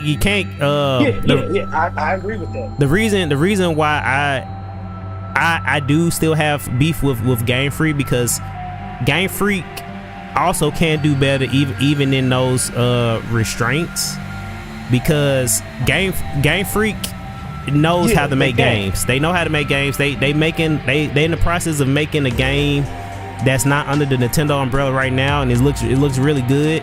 I feel like they're purposely not putting a lot of energy into the Pokemon games. They purposely not putting a lot of energy to the Pokemon games because another developer, not Game Freak, that was underneath the Nintendo umbrella, they put out one of the greatest Pokemon games that ever came out, and I feel like that's where Pokemon was at its peak, and it hasn't been the same. And that was Pokemon Coliseum, and that was an open world Pokemon. That it had the same foundation as Digimon. They still had the render battles and stuff, but it was open world. You had companion partners. Your Pokemon walked around with you. You had a teammate that traveled with you. You had city towns you can go into, and that was one of the first open world Pokemon games, and Pokemon has not had a decent open world since that.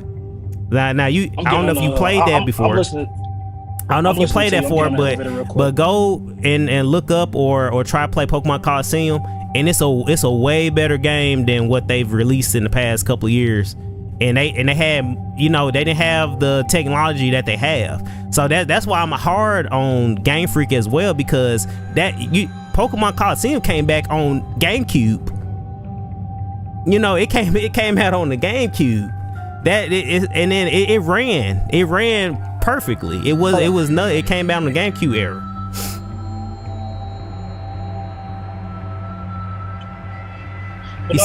But the whole thing is with the Coliseum, and I know it was what was it? The other one was Yellow Darkness. Do you hear me? I know I just got off the elevator. Is it? Yeah, we can still hear you. You're just a little low, but we can still hear you. Gale of Darkness, it wasn't as good as the that's another sequel flop. They didn't do as well. I don't know, they were trying to do other stuff. They were trying to do stuff that didn't work.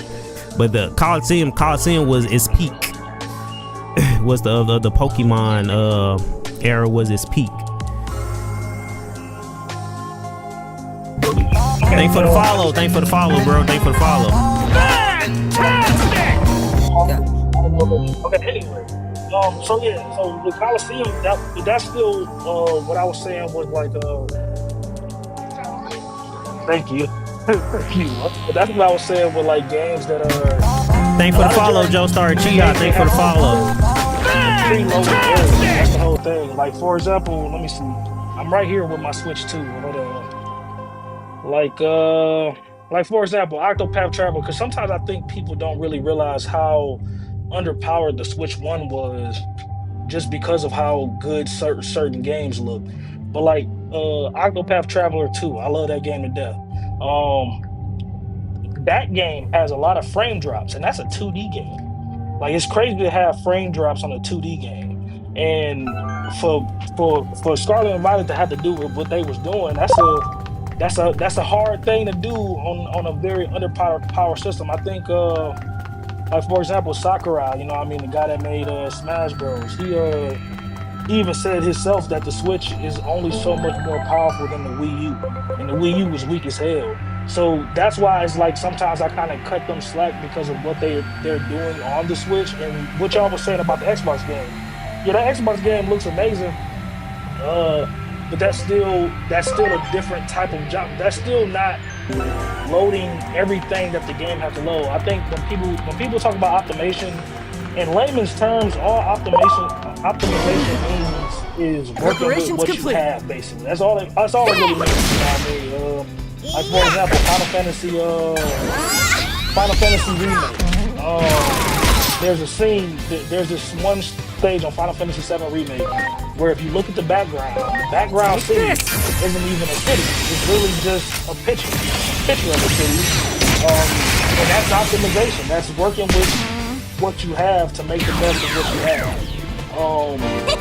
And I feel like Pokemon, like I said, I feel like Pokemon gets called out for doing the same thing every other game does because of how big the media is. Like even like I'm watching you play Digimon right now, like how the monsters be throwing punches and they're not even touching each other. That's something that ain't going over there and hitting them. You know what I mean? They're just doing animation and that's it. That's something that people get on Pokemon.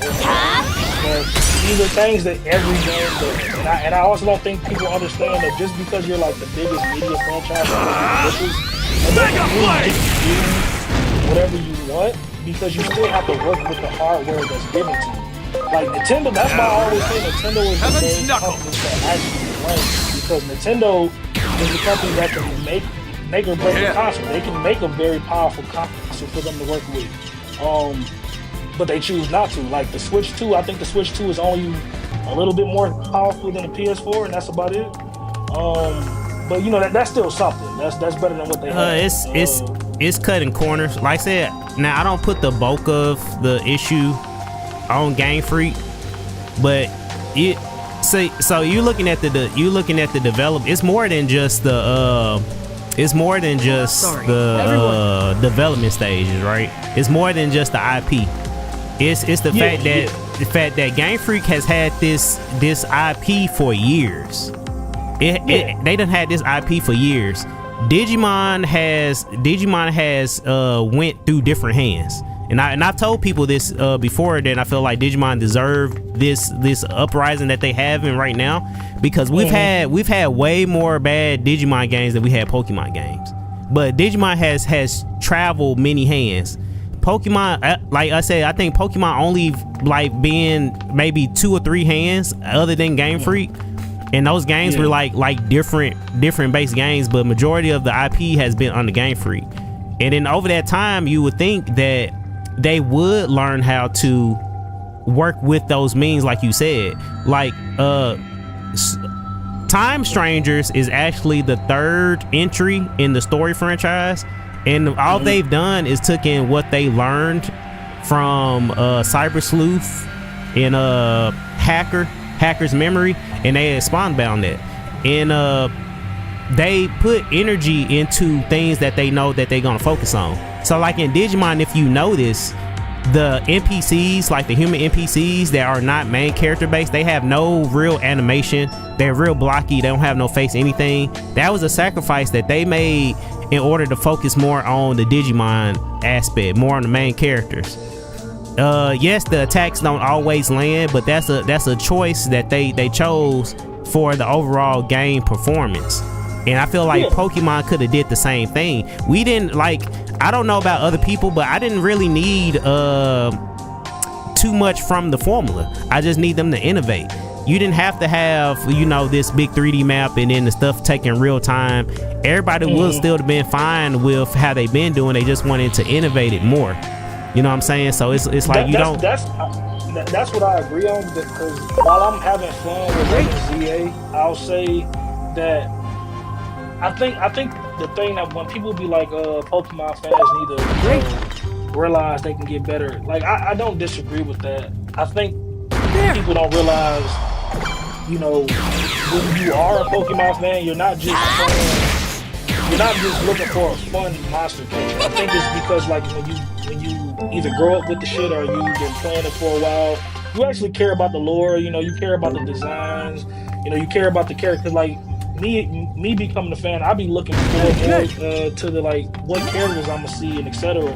So there's a lot of things that you look forward to instead of just, you know, the game. However, there is a lot of things that they can still do to make the game better. Like there's a lot of innovation they can still do, and sometimes it'd be small things that they can just do better. Even like creating a difficulty. Excuse me, I'm literally just getting over being sick. Stop laughing. Literally the difficulty. Like they could have a difficulty setting because people get so tired of being in the tutorial for like 2 hours straight playing the game. Yeah, every Digimon do have a unique attack animation for their that is true. But hold on, because I see what Joestar just said, but isn't that the same thing in Pokemon? Now, I don't know if you're talking about like You got it. an actual like super move or something like that. Hold on, I can't get this damn keyboard to come down. I don't know if you're talking about a super move or something like that, but as far as animations go, I think every Pokemon, when it comes to battling, they have at least 4 unique animations, and then on top of them having the 4 unique animations, certain Pokemon like legendaries and starters, they all have like a super unique move that's like their own unique move specifically. So I think, I mean, once again, that still goes back to the conversation. Say things, and then I'm looking at the context. Like a lot of people was getting mad at like how Sword and Shield had way better animations than Scarlet and Violet. It's like, yeah, that's true.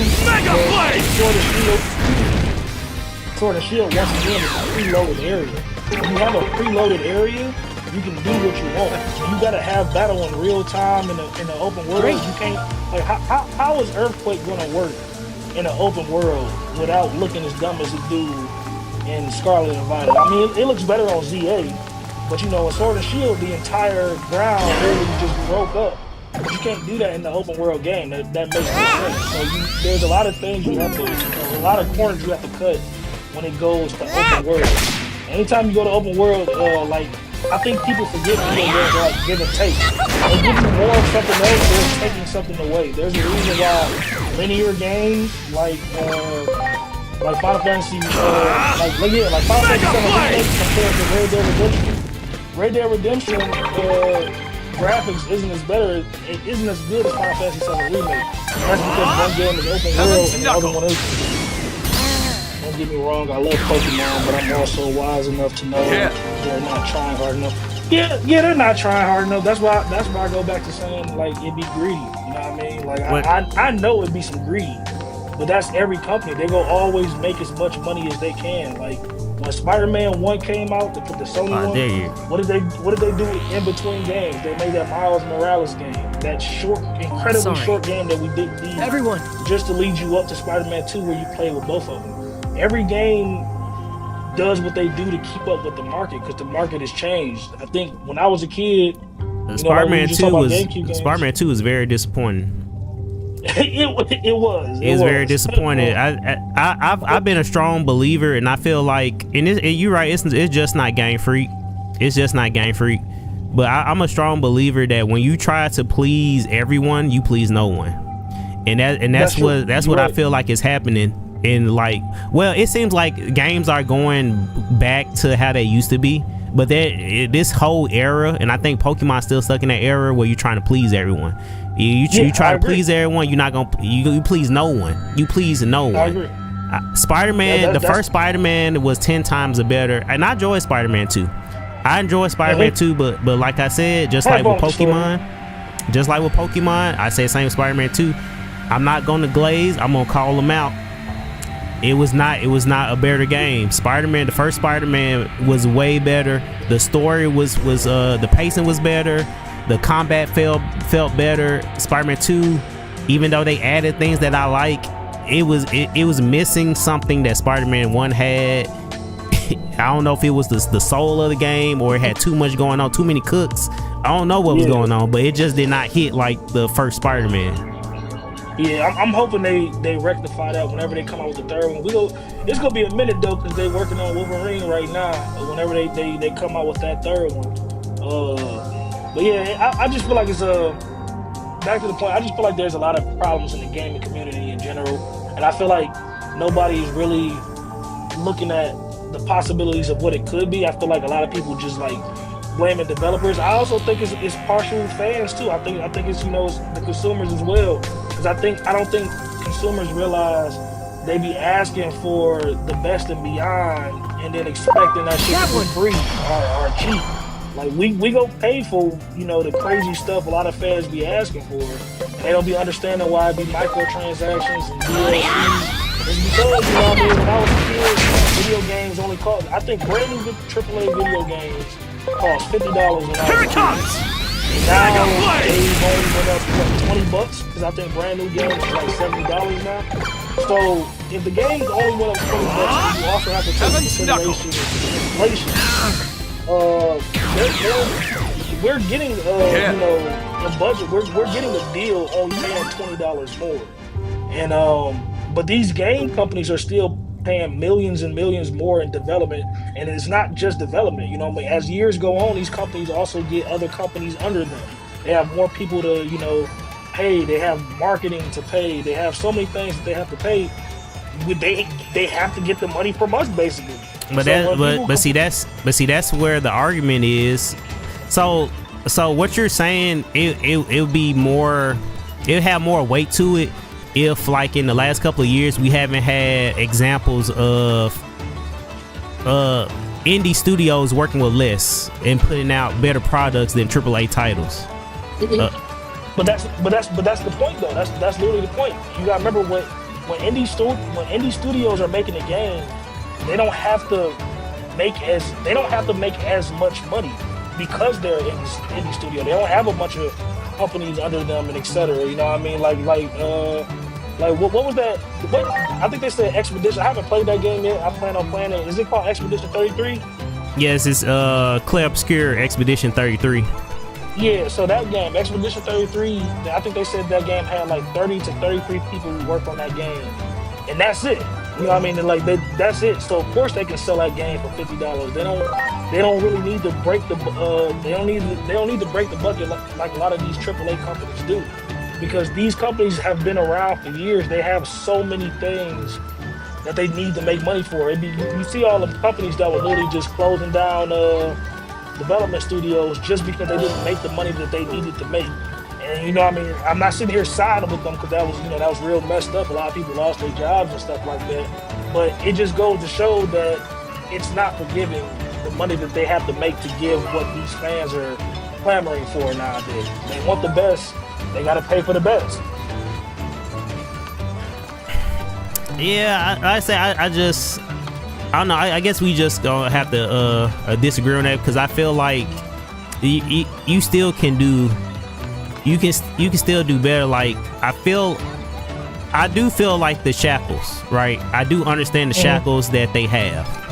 I do feel like more so the problem is on Nintendo side more than Game Freak, but I also feel like Game Freak checked out. But I also understand why Game Freak checked out. You know what I'm saying? Yeah. But then it's just confusing to why they have so much hate for their biggest IP. That's what's confusing to all of us. They put more love into Mario and Donkey Kong. Yeah, I don't understand that with Nintendo either. I think maybe they're catching on, but I think Nintendo, they're not as outspoken as other companies. But they're not gonna actually come out and put themselves on blast and like, you know what, that's us. You know, we didn't put Game Freak in this position. We promised to do better. They're never gonna do that. They just go work on it behind the scenes, and then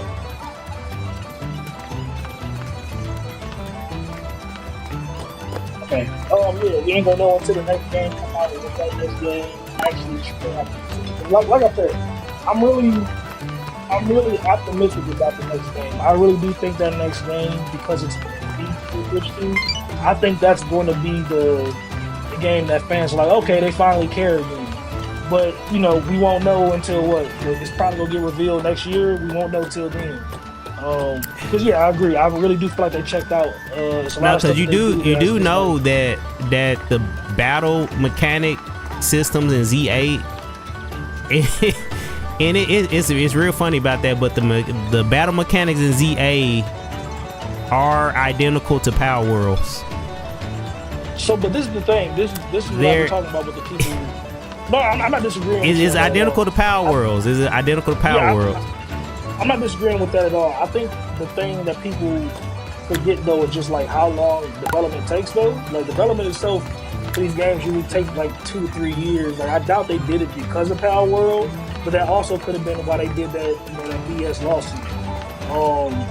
Because the whole thing is that lawsuit was all the patent, not the lawsuit. The patent for why the lawsuit even came up was in 2021. That patent was made in 2021 before Power World even came out.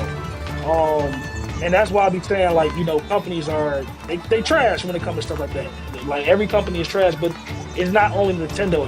Every company be really protecting their brand, except for maybe like Sega seems like the only company that's like really cool with people using their IPs.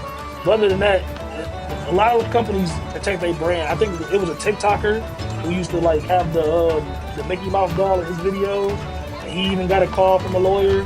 They just, it'd be a lot of these IP, these people that just be protecting their IPs. But yeah, that patent that Nintendo sued Power World for was made in Japan in 2021, and then they did the patent again in America in 2024.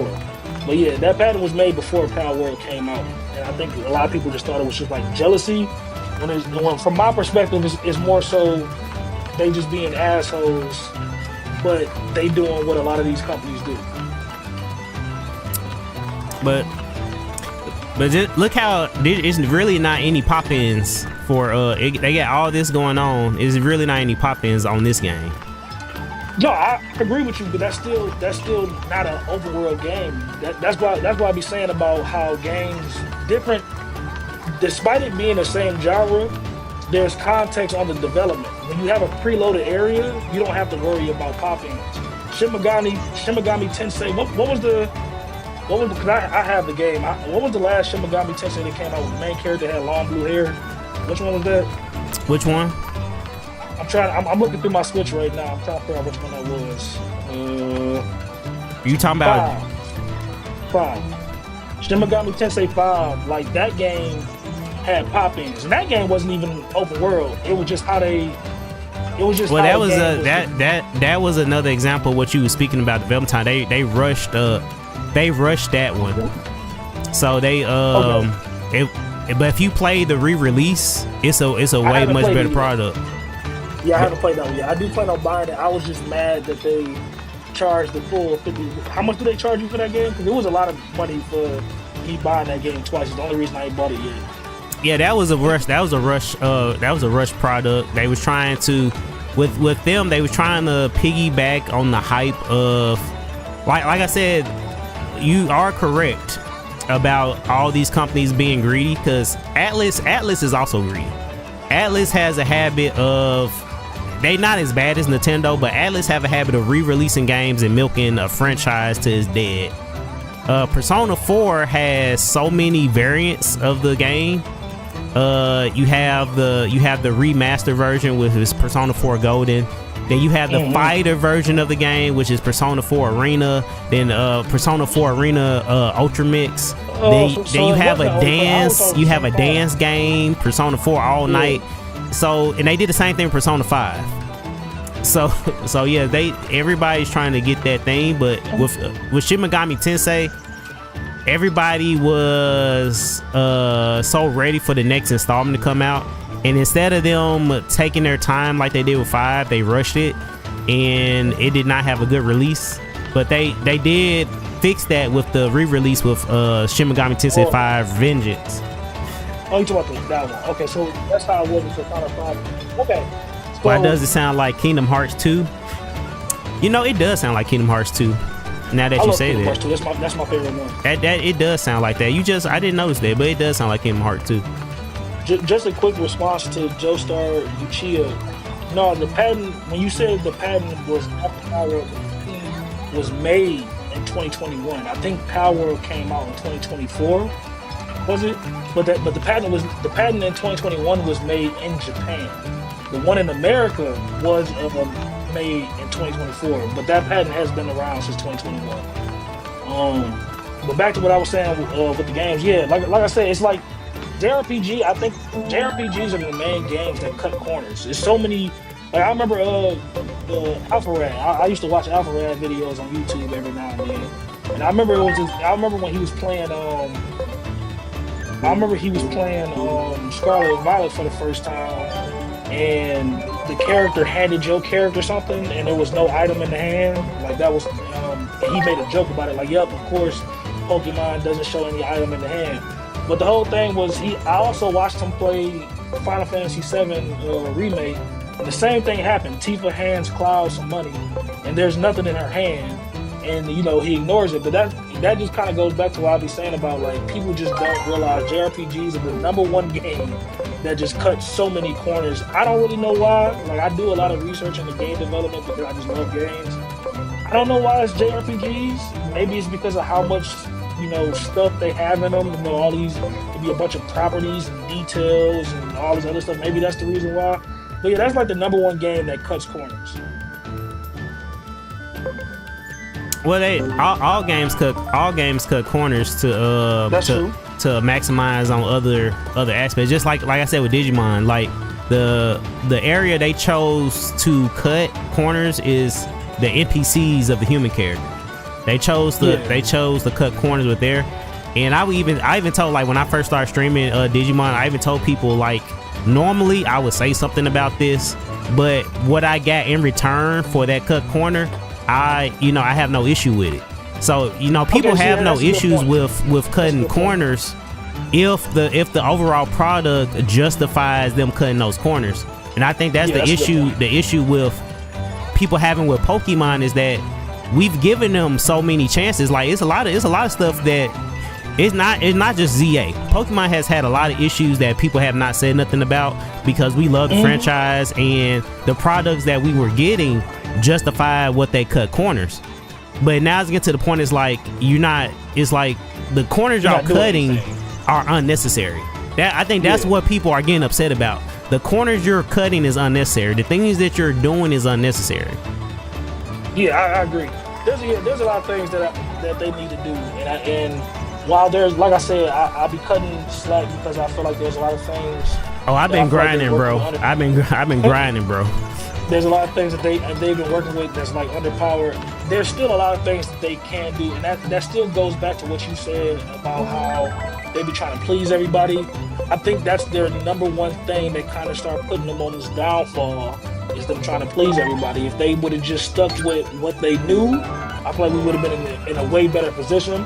I will say, I feel like they have been listening to fans' feedback as time progresses. That's why when that update came out with Scarlet and Violet on Switch 2, they just kept talking about how good the frame rate was and this and that, because they hear what people are saying. So that's why I'm like, okay, I feel like Generation 10 is going to be the generation, but won't know till we know, though.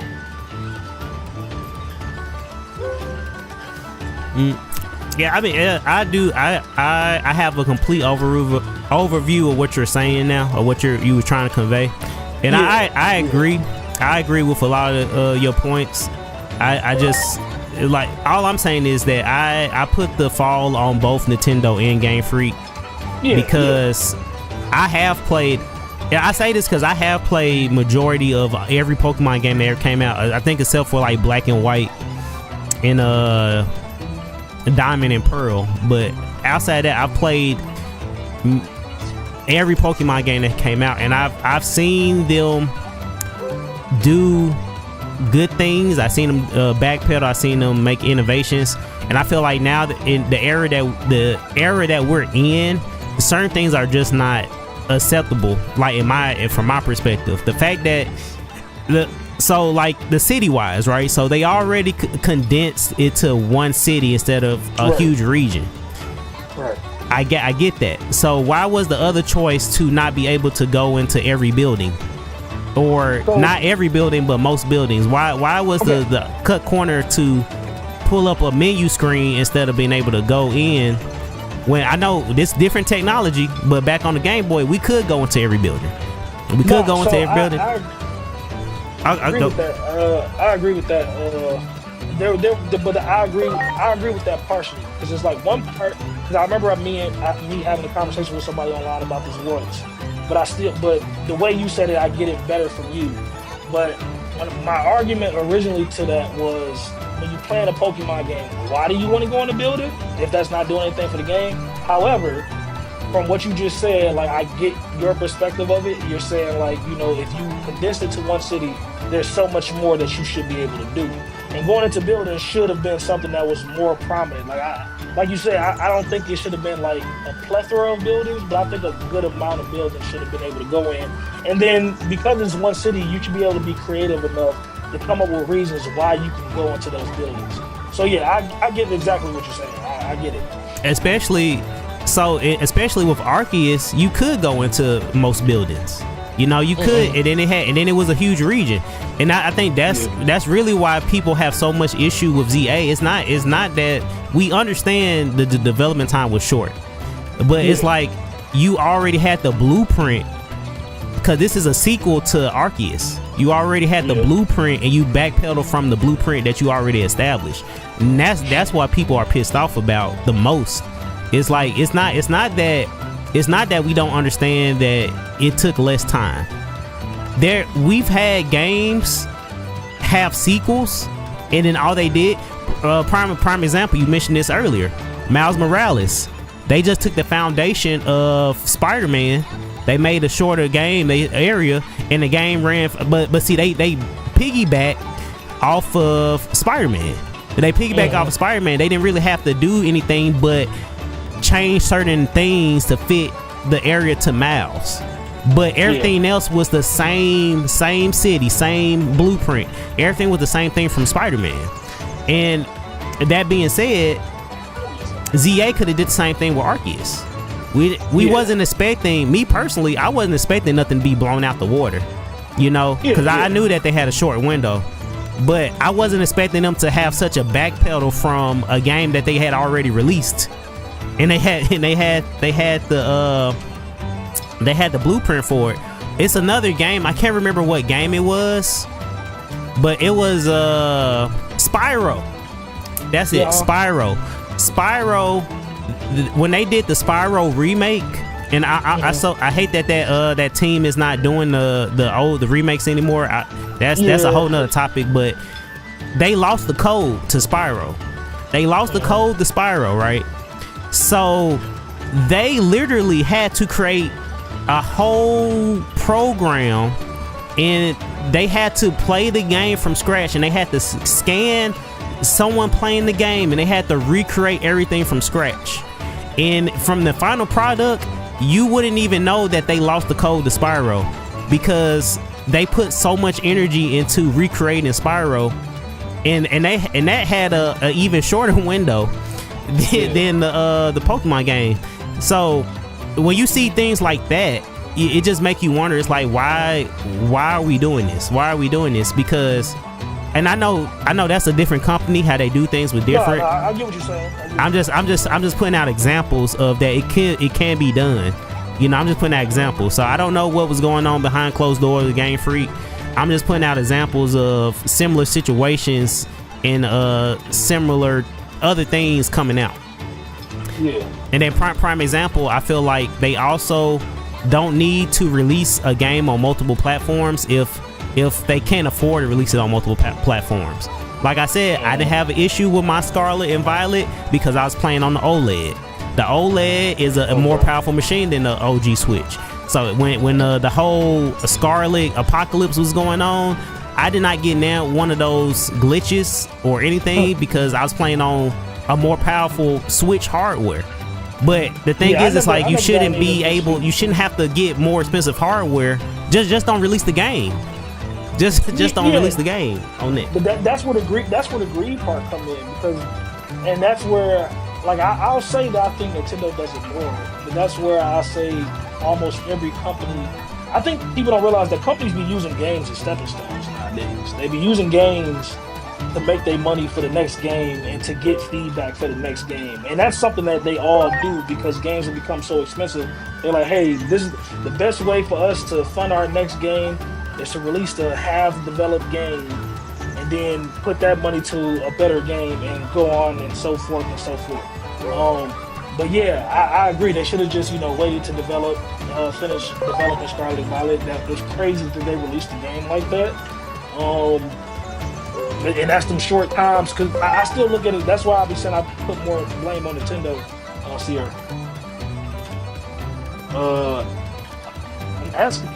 Okay, I'll wait.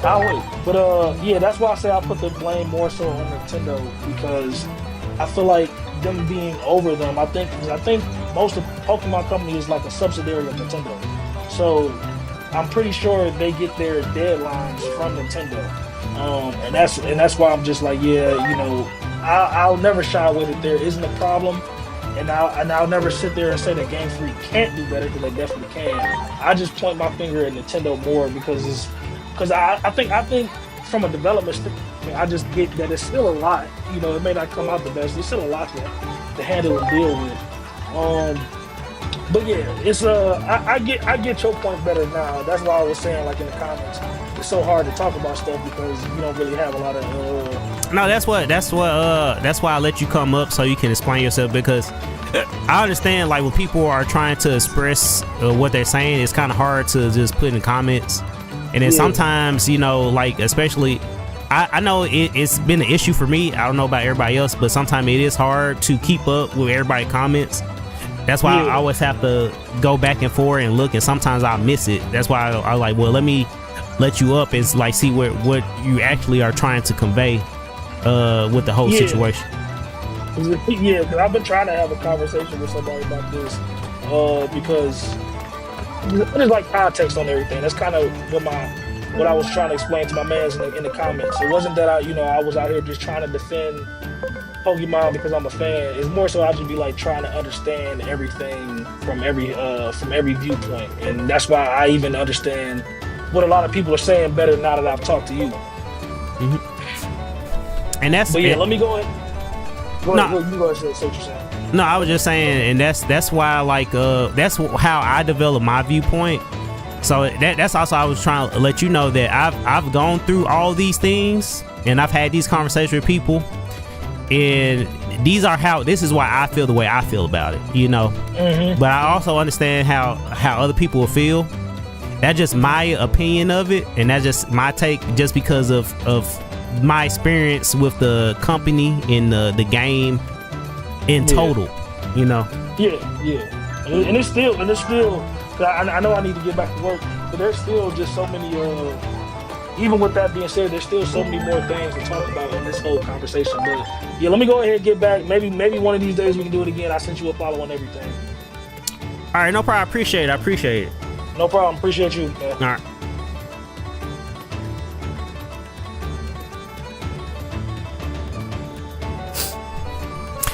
All right, he made some good points, and I do agree that, like, the main fall is on Nintendo, but I still stick that I also have to put some heat on Game Freak, because I know I've seen Game Freak do better. I've seen Game Freak do better. They're doing better, and I don't know if maybe this is like an internal protest against Nintendo. I don't want to put words into this. I don't know if they doing it intentionally, because they feel like they're not being able to express themselves how they want to. You say I have so many points to say on this topic. A lot of people do.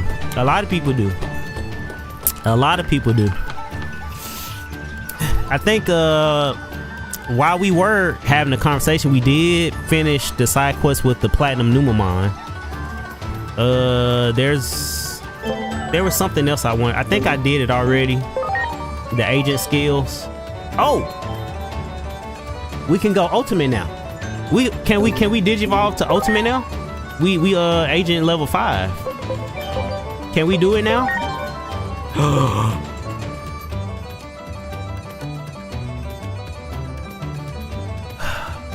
We can do it now.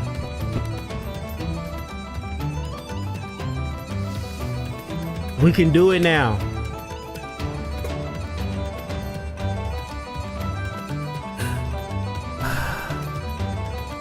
I don't know who I want to do first. I gotta do them with my OG now. This the Digimon I got in pre-order, because I got Agumon Black, and he's been riding with me from the beginning. I haven't switched him out, and I just feel like he deserved to do. He deserved it. He deserved to get his ultimate first. Now, what score am I going to do? Use Grinosaur to see which is which.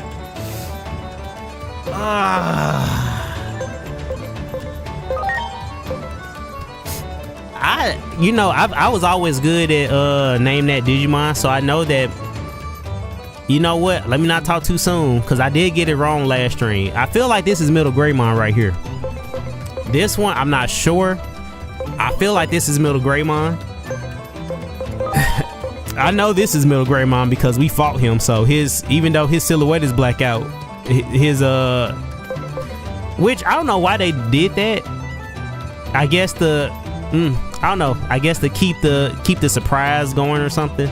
But his silhouette is not blocked out right here in the block, but his silhouette is blacked out on his model, which is a weird choice. But I just don't know. The other thing, I don't know which soundboard I want to use. Which soundboard should I use? I've been saving the soundboard for it, but I can't see. Cause I got three Digi sounds that I haven't used yet, and I was saving one for Ultimate. I think it helped, having register it to your field guide. Yeah, I do fear. I just don't know why they chose to black out one and not the other. I do know that they added it to the field guide, but I feel like, I don't know. I guess that's just what they chose to do.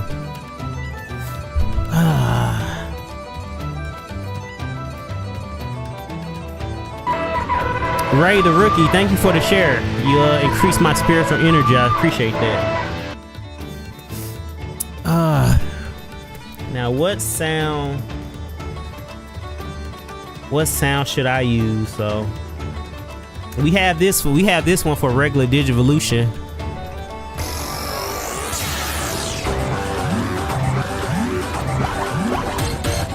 So we have that one. We got this one for Armor Digivolve.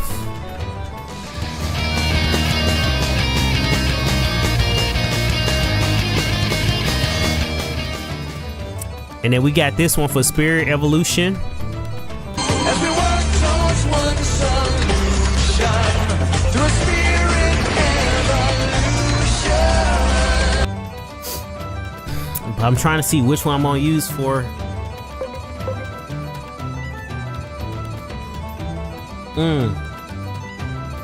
I think I know which one I want to use. I think I know which one I want to use. Cause I did chop it up. I think I know which one I'm gonna use. I think this one is gonna be it. I think this is gonna be our official Digi sound for Ultimate Digivolution. Let's see if it goes.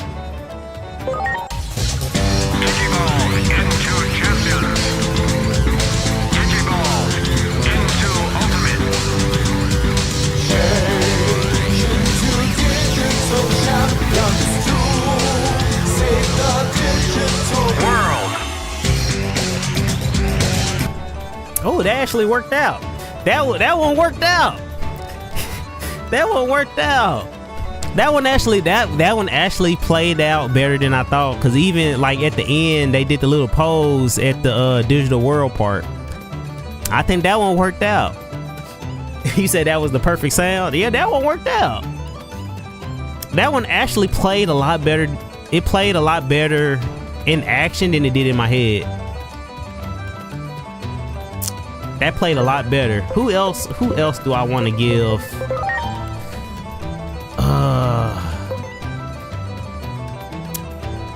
Oh, can we get him now? Can we get him now? Do we need to have? So I'm a little confused on how the DNA Digivolution work, because I know I unlocked it because I had Angelmon and I had Ankylomon at their personalities, and I was able to unlock him in battle. So I haven't Digivolved him though. Like, do I have to have? Oh, so they just gonna pull him out the box. Okay, that's what I was wondering. They just gonna pull him out of the box. All right. Is this gonna be Magna Angelmon? I put a lot of work.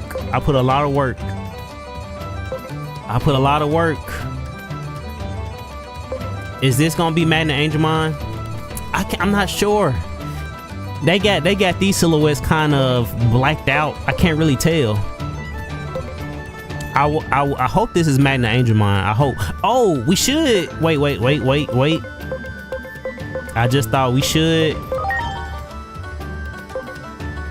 Oh shit.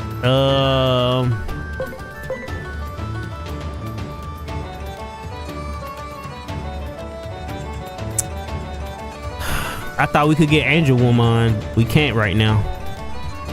So I feel like this is Angel Woman, right? And this is another DNA Digivolution. This is another DNA Digivolution. But so this has to be Angel Woman. This has to be Angel Woman. But we can't get her.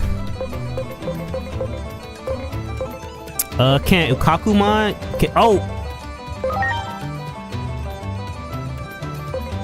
I don't know who this is. Dang, we can't get the OG Ultimates. Damn, bro. We can't get the OG Ultimates yet.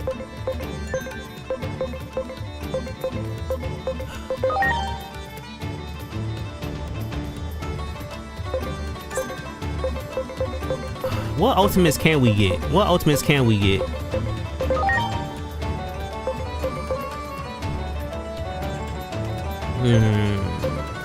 What Ultimates can we get?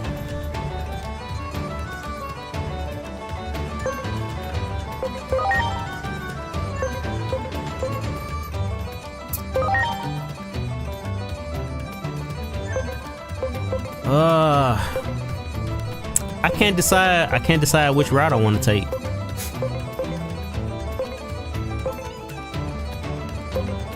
Who else do I want to make an ultimate?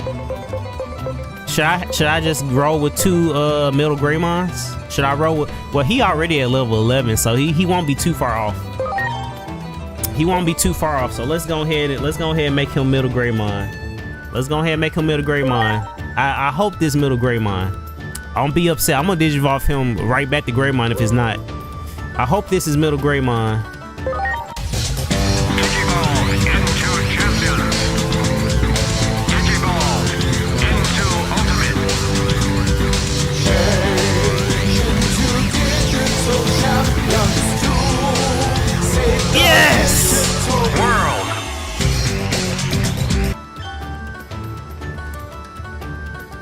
Love to see it. Love to see it. Okay, we rocking two middle Greymons. I don't know what this is. What level? I'm at 42. I'm at level 42, so if it's not Magna Angemon, then I gotta go back to Angemon. I'm gonna have to level him all the way back up. Let's see. Is this Magna Angemon? Is it Magna Angemon? Let's see.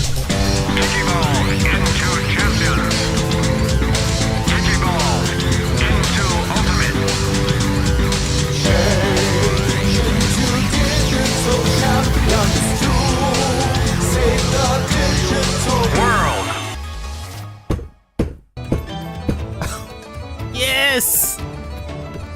Yes! My boy! My boy! Yes! Yes! Okay. Okay, okay. Okay, we got two right. We got two right. Oh, we can still get our Garurumon. We can still get our Garurumon, but we just gotta do it with Garurumon Black. Ooh, that's a tongue twister. I mean, I feel 100% in my heart that this is gonna be Garurumon Black. Can we get 3 in a row correct? Can we get 3 in a row correct?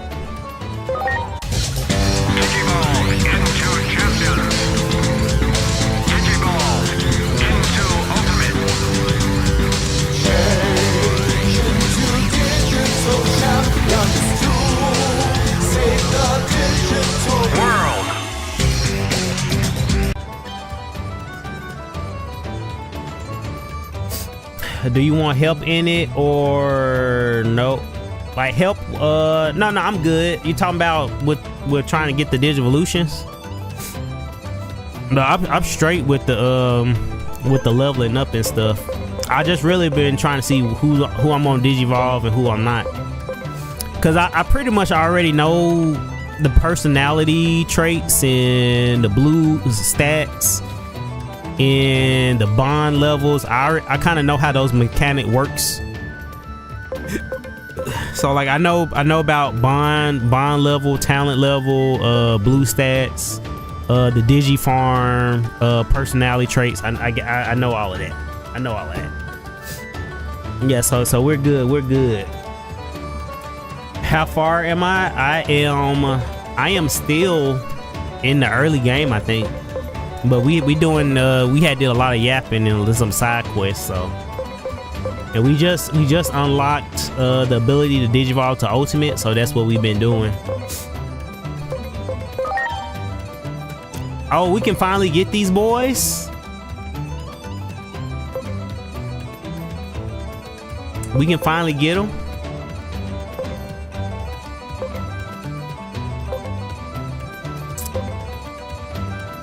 Let's I'm gonna digivolve you back to XVmon, but let's see how your ultimate looking like. Let's see how your ultimate looking like.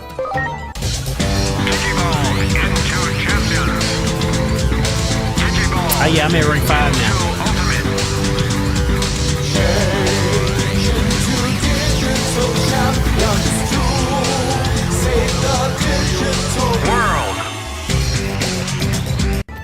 Really?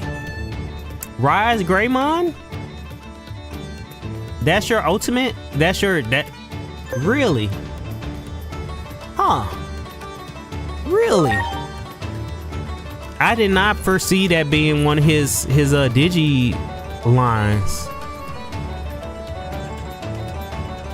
I did not think that was gonna be one of his digi lines. I did not. Well, we're gonna digivolve you, buddy, cause we need you for our DNA digi. But speaking of that, like, can I make my where my other Greymon at? Cause that's who we was gonna make Rise Greymon. Where is he at? Is he not ready to digivolve? Where is he?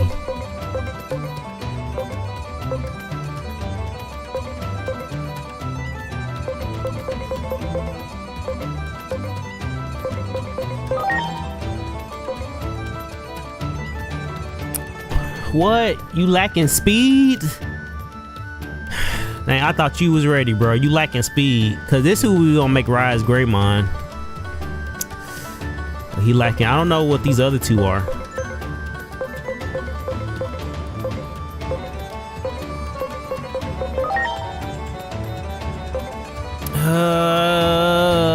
Is this gonna be his other line? Let's see what this one is.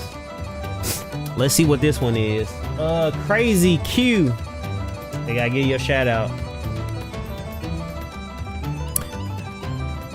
Craze Q. Thank you for the follow. Thank you for the follow. I appreciate you. I appreciate you. Yeah. My granny called. She said. I appreciate you. I almost missed you there. All right, let's see which one is this.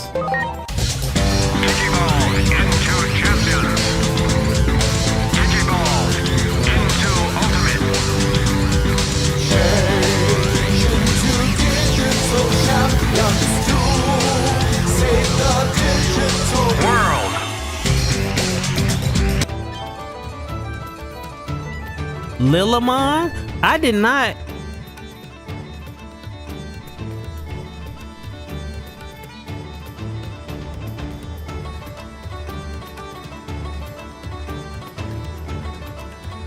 I guess technically he does share the same family tree as Palmon, but I was not expecting that to be an ultimate option for him. That's such a weird turn. To go from a bug to a pixie, a flower pixie, a grass type pixie. That's such a. I was not expecting that. I was not expecting that. I was not expecting that to be an option. I was not expecting that to be an option. So So that is yours. That's not even okay. That's not your option. Who else is it? Who else are you under? I don't even have the characters. Wow. That's very interesting. That's very interesting. I did not expect that. I did not expect that.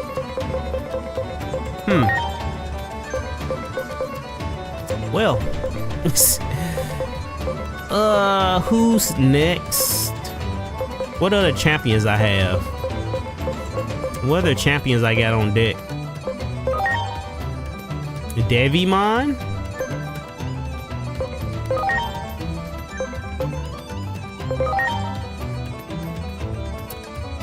Digimon? I didn't know. Let me see what Digimon working with. Let's see what your ultimate is.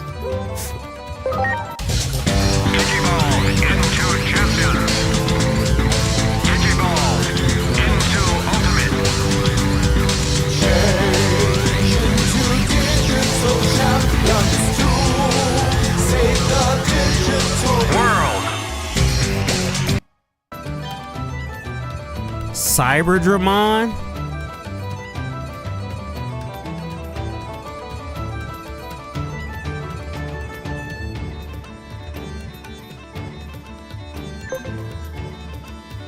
Okay.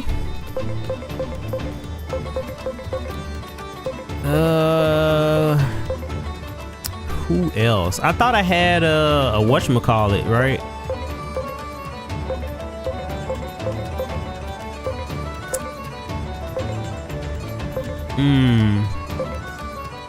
What happened to here? Yeah, these champions.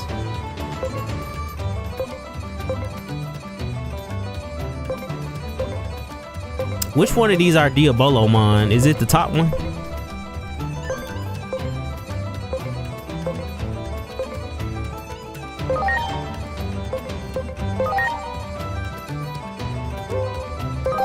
Let's go ahead and get a Orochimon. Hey, what's going on? What's going on, Buckus?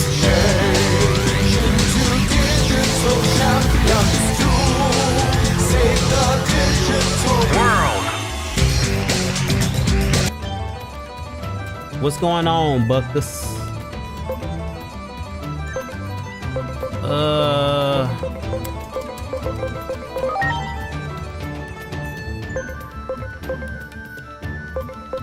What other champions I got in here?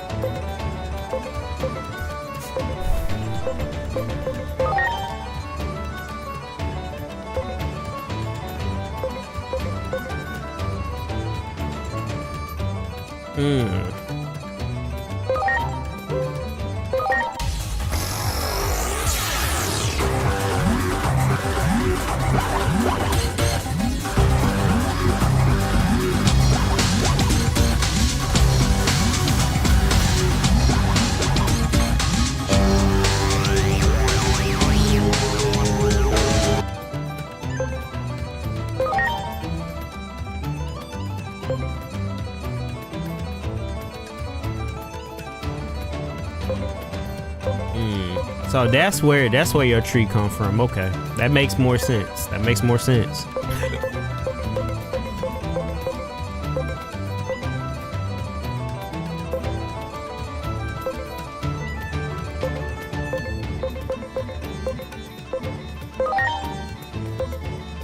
Let's see what ultimate this is for Digimon.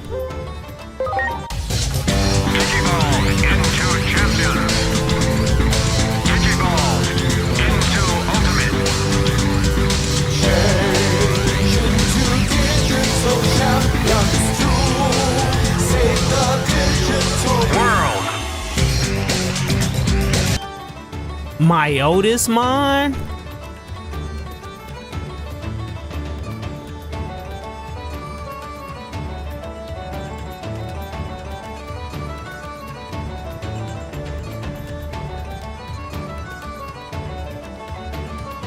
My Otismon? Really? I thought that would have been a harder... I thought getting my Otismon would have been harder requirements. My Otismon is your... I hate the...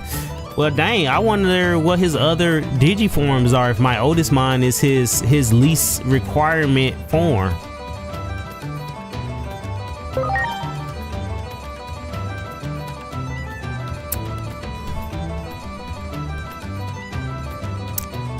I really wonder what his other ultimates are if my Otismon is his least requirement.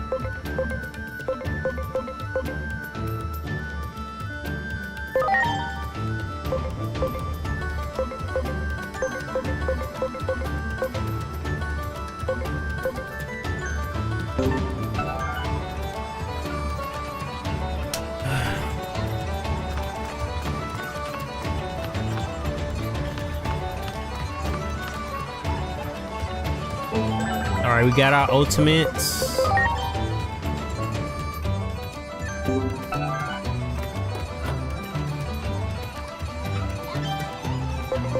So we've gone to the Factorial Zone.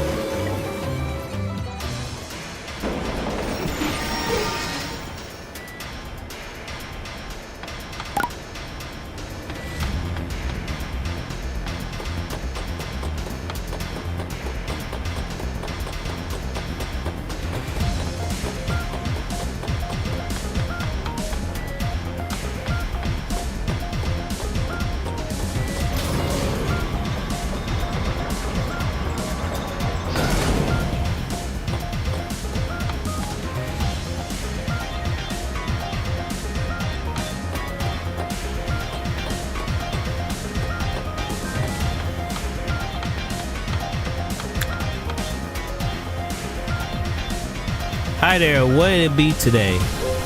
I want to buy a cooler. If it's a cooler you want, today's your lucky day. Right here, right now, I offer you one at the massive discount price of 10.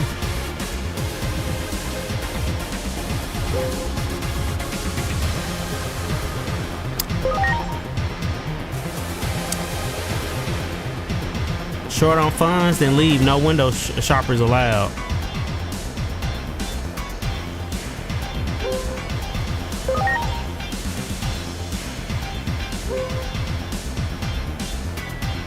That's way too much.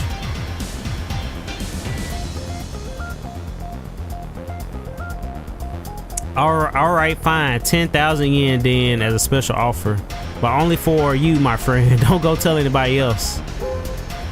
What?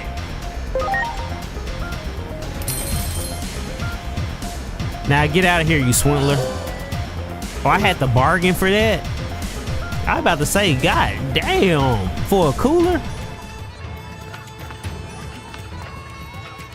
Hey, look who it is. Where are we off to today? I brought you a cooler. Wow, you're amazing. You actually found one. I asked Digimon to install it right away.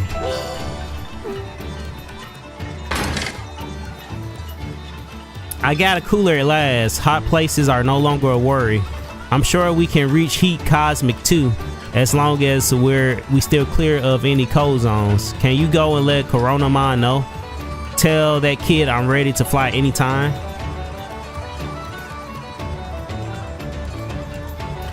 What up? Wait, Blipmon had a cooler installed? Now I can go to the cosmic area? I'll get Blipmon to take me there right away. Hold on now. You really intend to go there? Naturally, it'll be fine. Now let's go see Blipmon. Blipmon, is it true you can go to the cosmic area now? You don't look any different. Don't you worry, I might not look it, but I'm all ready to beat the heat. So shall we be off? Yeah. So we're really going, huh? I sure hope this works out. No, it's only me going. What? You can wait here. It's only me that needs to train, right? After all, only one can be the strongest, and then I'll protect everyone. But just relax and wait here. I'll be back once I digivolved. Sorry for the wait. Blipmon, let's get moving. Hey, wait, I wasn't finished talking to you.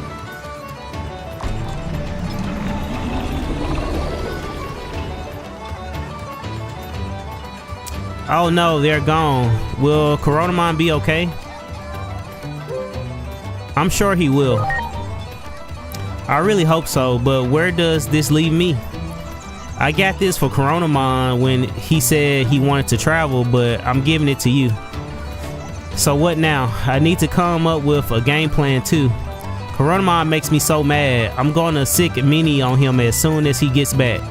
But anyway, thanks for everything. You were a big help.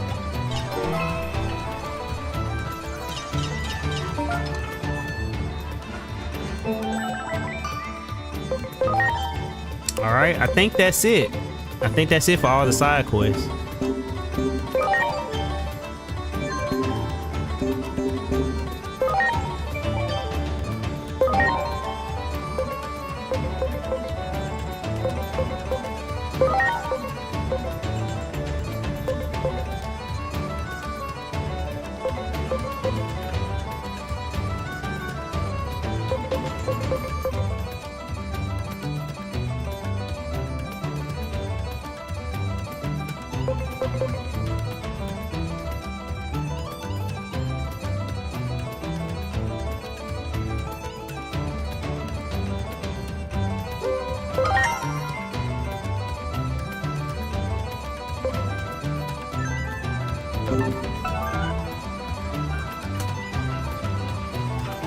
Is the game worth buying? The game is very much worth buying.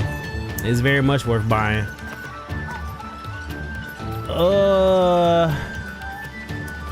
I guess I had yapped too much and now time has escaped me.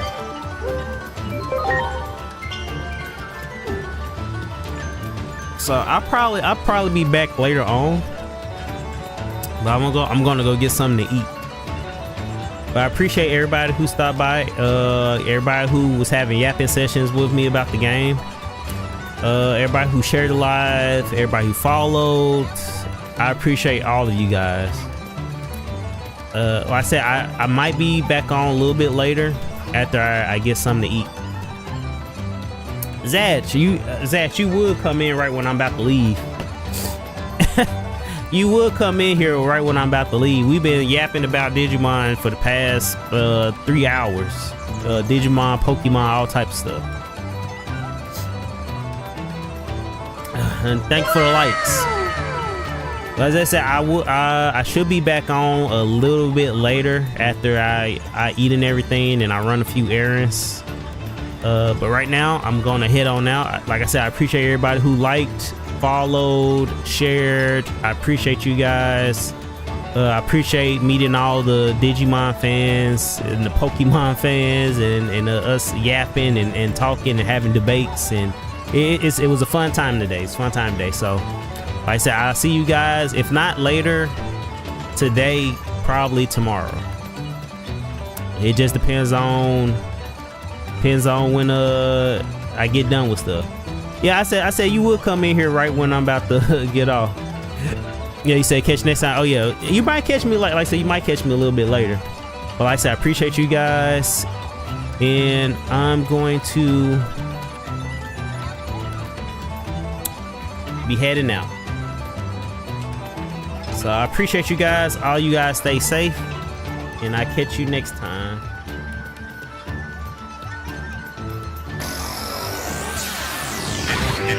Peace. All right. Ready to go? I'm ready. Ready? Let's go. The Digi-Volution is up and running. Did you see? Did you hear? Did you know it was coming? A Digi-Destiny starts today. Let me hear you say Digimon, Digimon, Digigo Monsters, Digimon are the champions. Digimon, Digigo Monsters, Digimon are the champions. With Digi-Will and Digivice in hand, is a Digi-Dynamic force in Digiland. With the Digi-Past, Digi-Present collide, time to Digi-Side. Digimon, Digimon, Digigo Monsters, Digimon are the champions. Digimon, Digigo Monsters, Digimon are the champions. Digimon into champions. Digimon into ultimate. Change into digital champions to save the digital world.